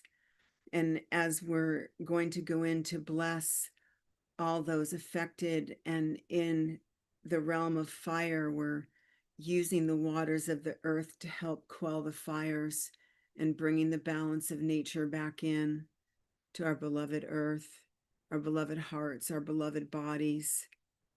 So thanking all the waters that have been available for the fire tenders, the fire helpers, the firefighters to use to combat the excessive fire, the anger, the rage that's manifesting in the realities, using the fire, the waters of the fire water, the waters of emotions to help quell and soothe and calm. And so I'm blessing the rivers, I'm blessing the lakes, blessing all the waters, so that there may be an abundance of water to quell the fires. Yes, indeed, the heated rage in the ocean as well. And within the fires, we're blessing all those displaced, the two-leggeds, the four-leggeds, the trees, the winged ones, the creepy crawlies, blessing all those affected by the smoke from the fires. And we take this smoke and all of the elements of everything that's been burned in the fire, and we give that smoke to the heavens to be reconstituted, all those elements in the smoke to be blessed. There's so much we've forgotten to teach about how our world is integrated, and how the air comes in, and what we're breathing in is the constitution of all that's come and gone before us.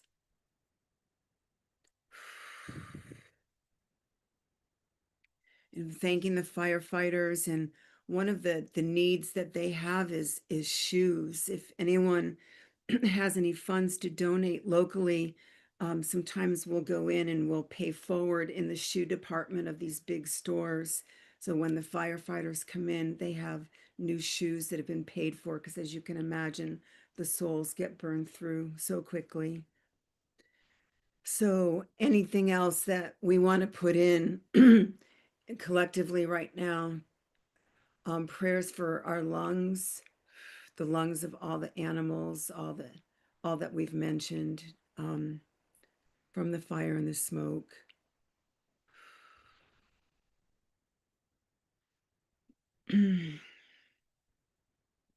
This is really big. I'm feeling a lot of energy around this before I move down the list.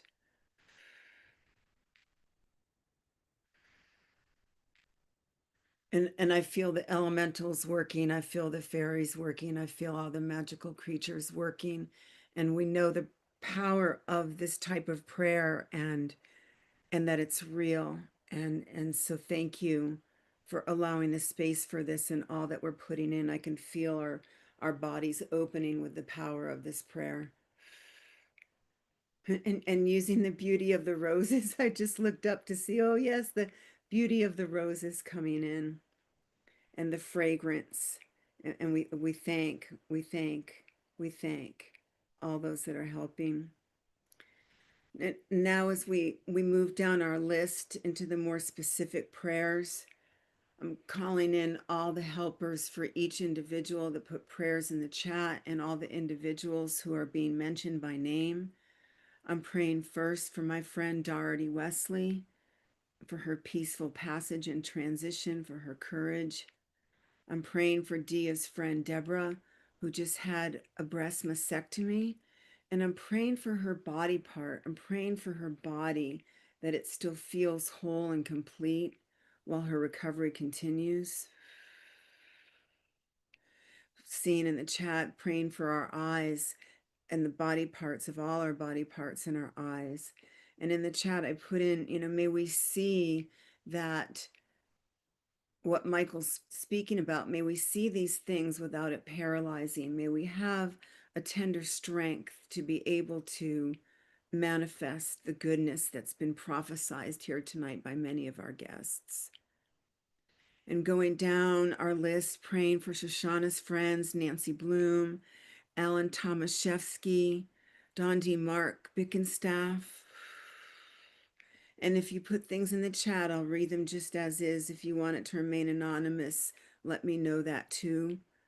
And thank you for allowing me to do these prayers. They're so potent and so palpable, and I am so honored. And so thank you for allowing me to be more specific in my requests, to be able to do a more powerful prayer session for us. Praying for Tim's Linda, for her health. Praying for our beloved Scotty Satori, not only for his healing, but also for his daughter Satori. I'm clearing away any interference that may have come in for her that would prevent her from traveling. I'm putting more angelic protection around her, Scotty, for you. And as I'm feeling that in my body, I'm just asking the waters of health and life to move through, to push that out. I feel like she'll have a turnaround, and to drink more water. We all need to drink more water. Susan's son, Eddie. I'm praying for interference to be removed from his field, the entities that are interfering with him, Susan. And I see fighters coming in, praying for him, helping him fight that fight of affliction. I'm seeing prayers for our government. And with our government, what I'm doing is I'm asking that this love and light come into the hearts of every being involved in the government at every level. May there be an awakening in their cells so they can remember. May the veils be lifted before their eyes to remember the truth of love and what they may have come in for to do. And we're also praying for the balance. Like Michael said, so much of what is happening is to awaken us to the realities, to have more balance and blending of the all of it. Prayers for peace on earth, prayers for all the innocents in every land that are affected by war. Praying for the innocent in every way. May this world may this world treasure innocence. May this world treasure peace. And all that is other than that, may it be embellished in a way so that it is fulfilled in order to have its needs met from its source as well, so that the lion may lay down with the lamb.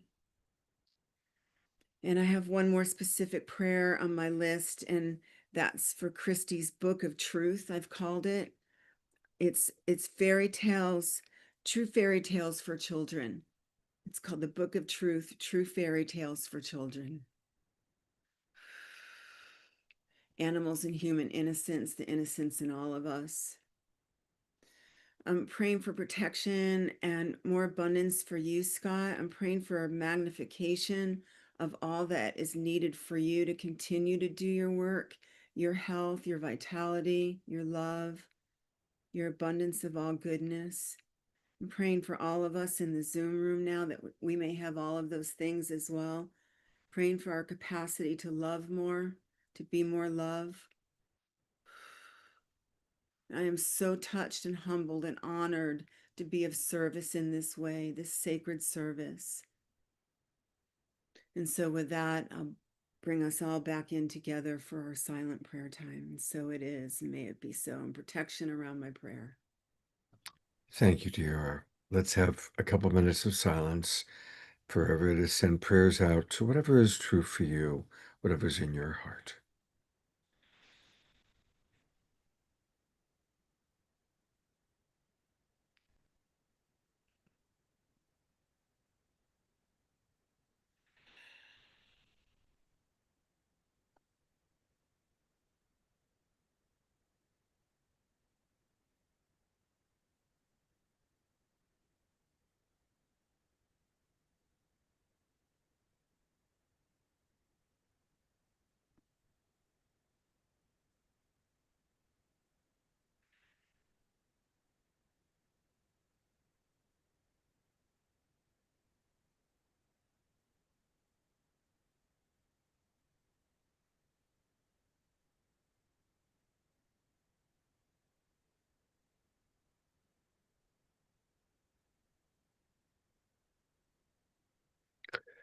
Prayers for people to forgive and seek to understand those relationships that have caused hurt or harm. As a relationship coach, I see there's so much pain from people holding on to ways that their needs weren't met by family members or lovers or friends. May we all forgive just as we wish to be forgiven. May we all drop into mutual understanding. Remember that everyone is always doing the best that they can in every moment, given their unique set of circumstances, hardships, indoctrination, beliefs. remembering that compassion and empathy are the tools that help us to truly create a global peace tribe.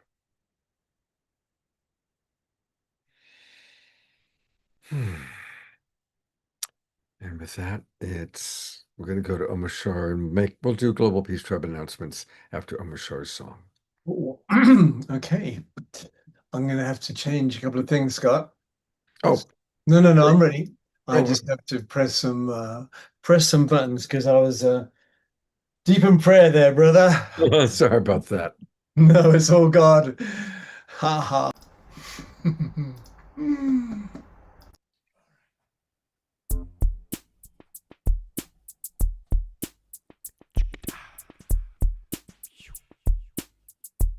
Oh, hang on. I knew this would happen. Get down. 2, 3, 4.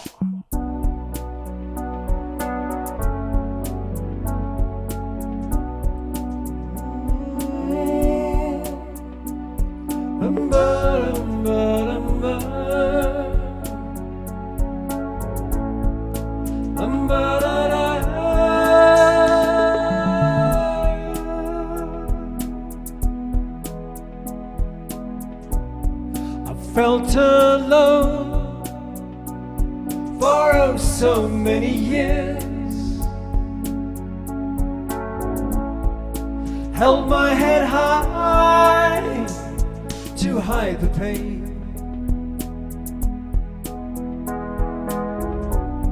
Nowhere to turn, so to myself again. I tune my heart to the mother. I am one with all feeling, and one with all love, one with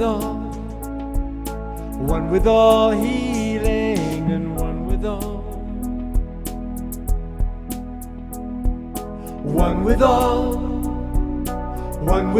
feeling, and one with all love, one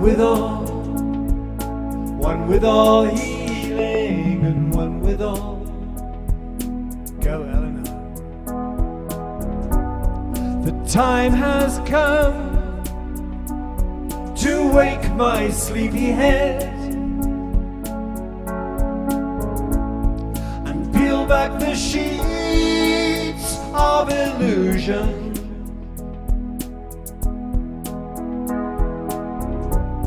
The time has come to lift my voice once more and sing the songs of the new world. I am one with all feeling, and one with all love, one with all healing, and one with all. I am one with all feeling, and one with all love, one with all healing, and one with all love.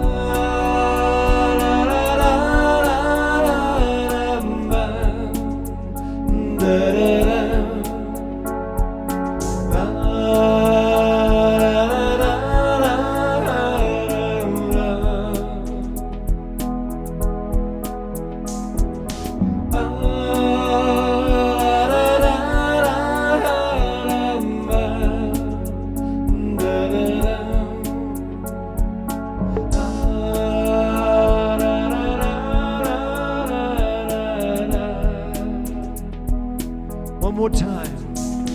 We are one with all feeling, and one with all with all love, one with all healing, and one with all. I am one with all feeling, and one with all love,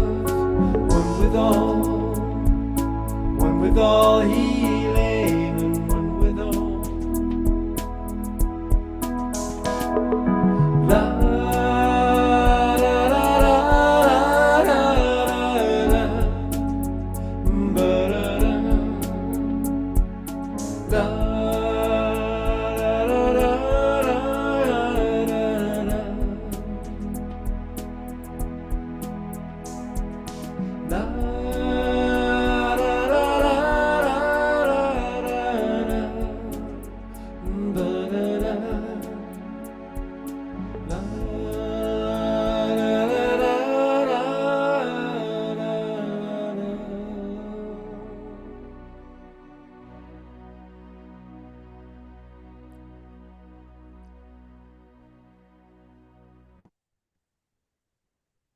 Oh, Homoshar.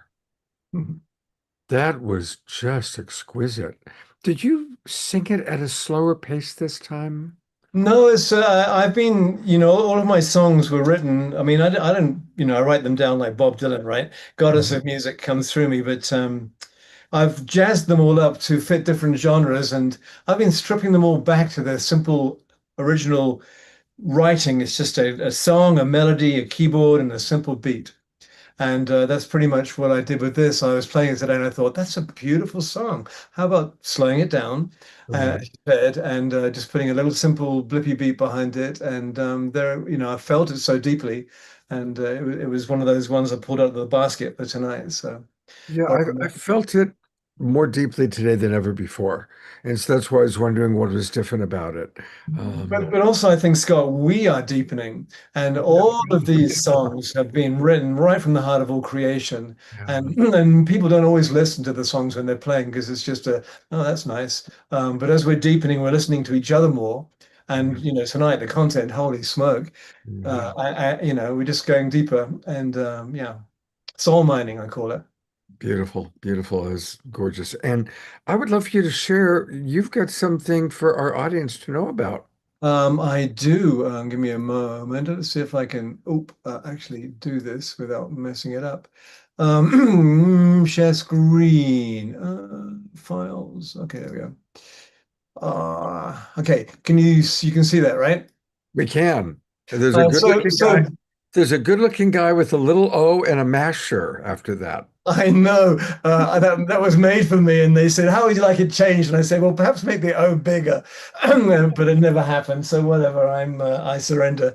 But this weekend, this Lionsgate weekend, starting in Australia, which is on our 7th, because their 8th is they're ahead of time. They're already in the future. There's a global peace activation wave happening all around the world, starting sometime midday on the 7th here, which is midnight on the 8th, Lionsgate in Australia. And it's an amazing thing. And John Raymer and Summer Raymer and Ben Bowler and Unity Earth and a whole bunch of people are involved in it. But you can go to, I will put it in the chat when I've got rid of this screen here. But for those watching on YouTube and Facebook, if you put in your browser gpa.intruth.io,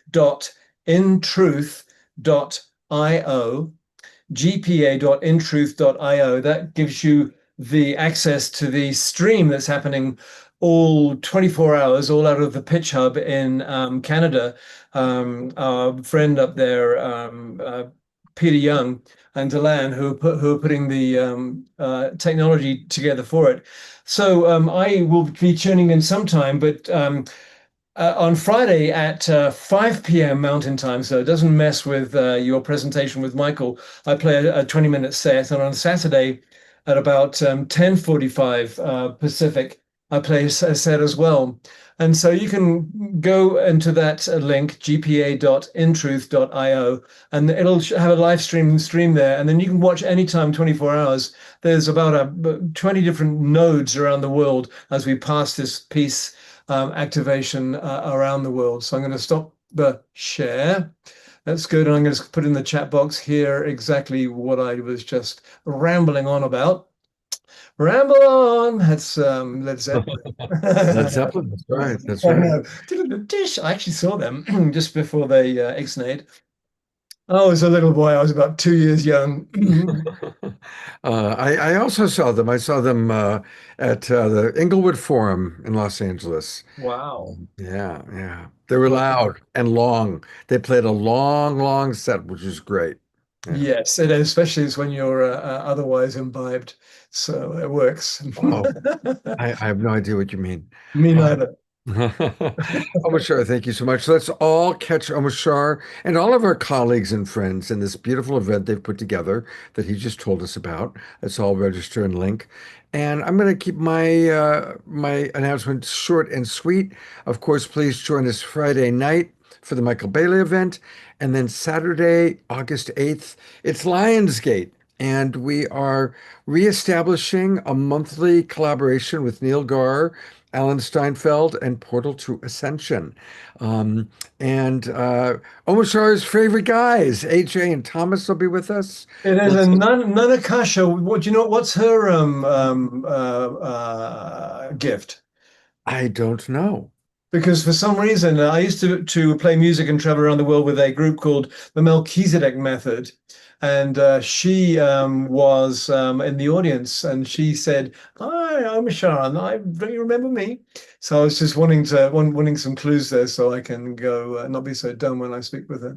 Yeah, she's new to me as well. So, but I'll send you what I have that Neil has sent me about her. So I'll pass that on to you.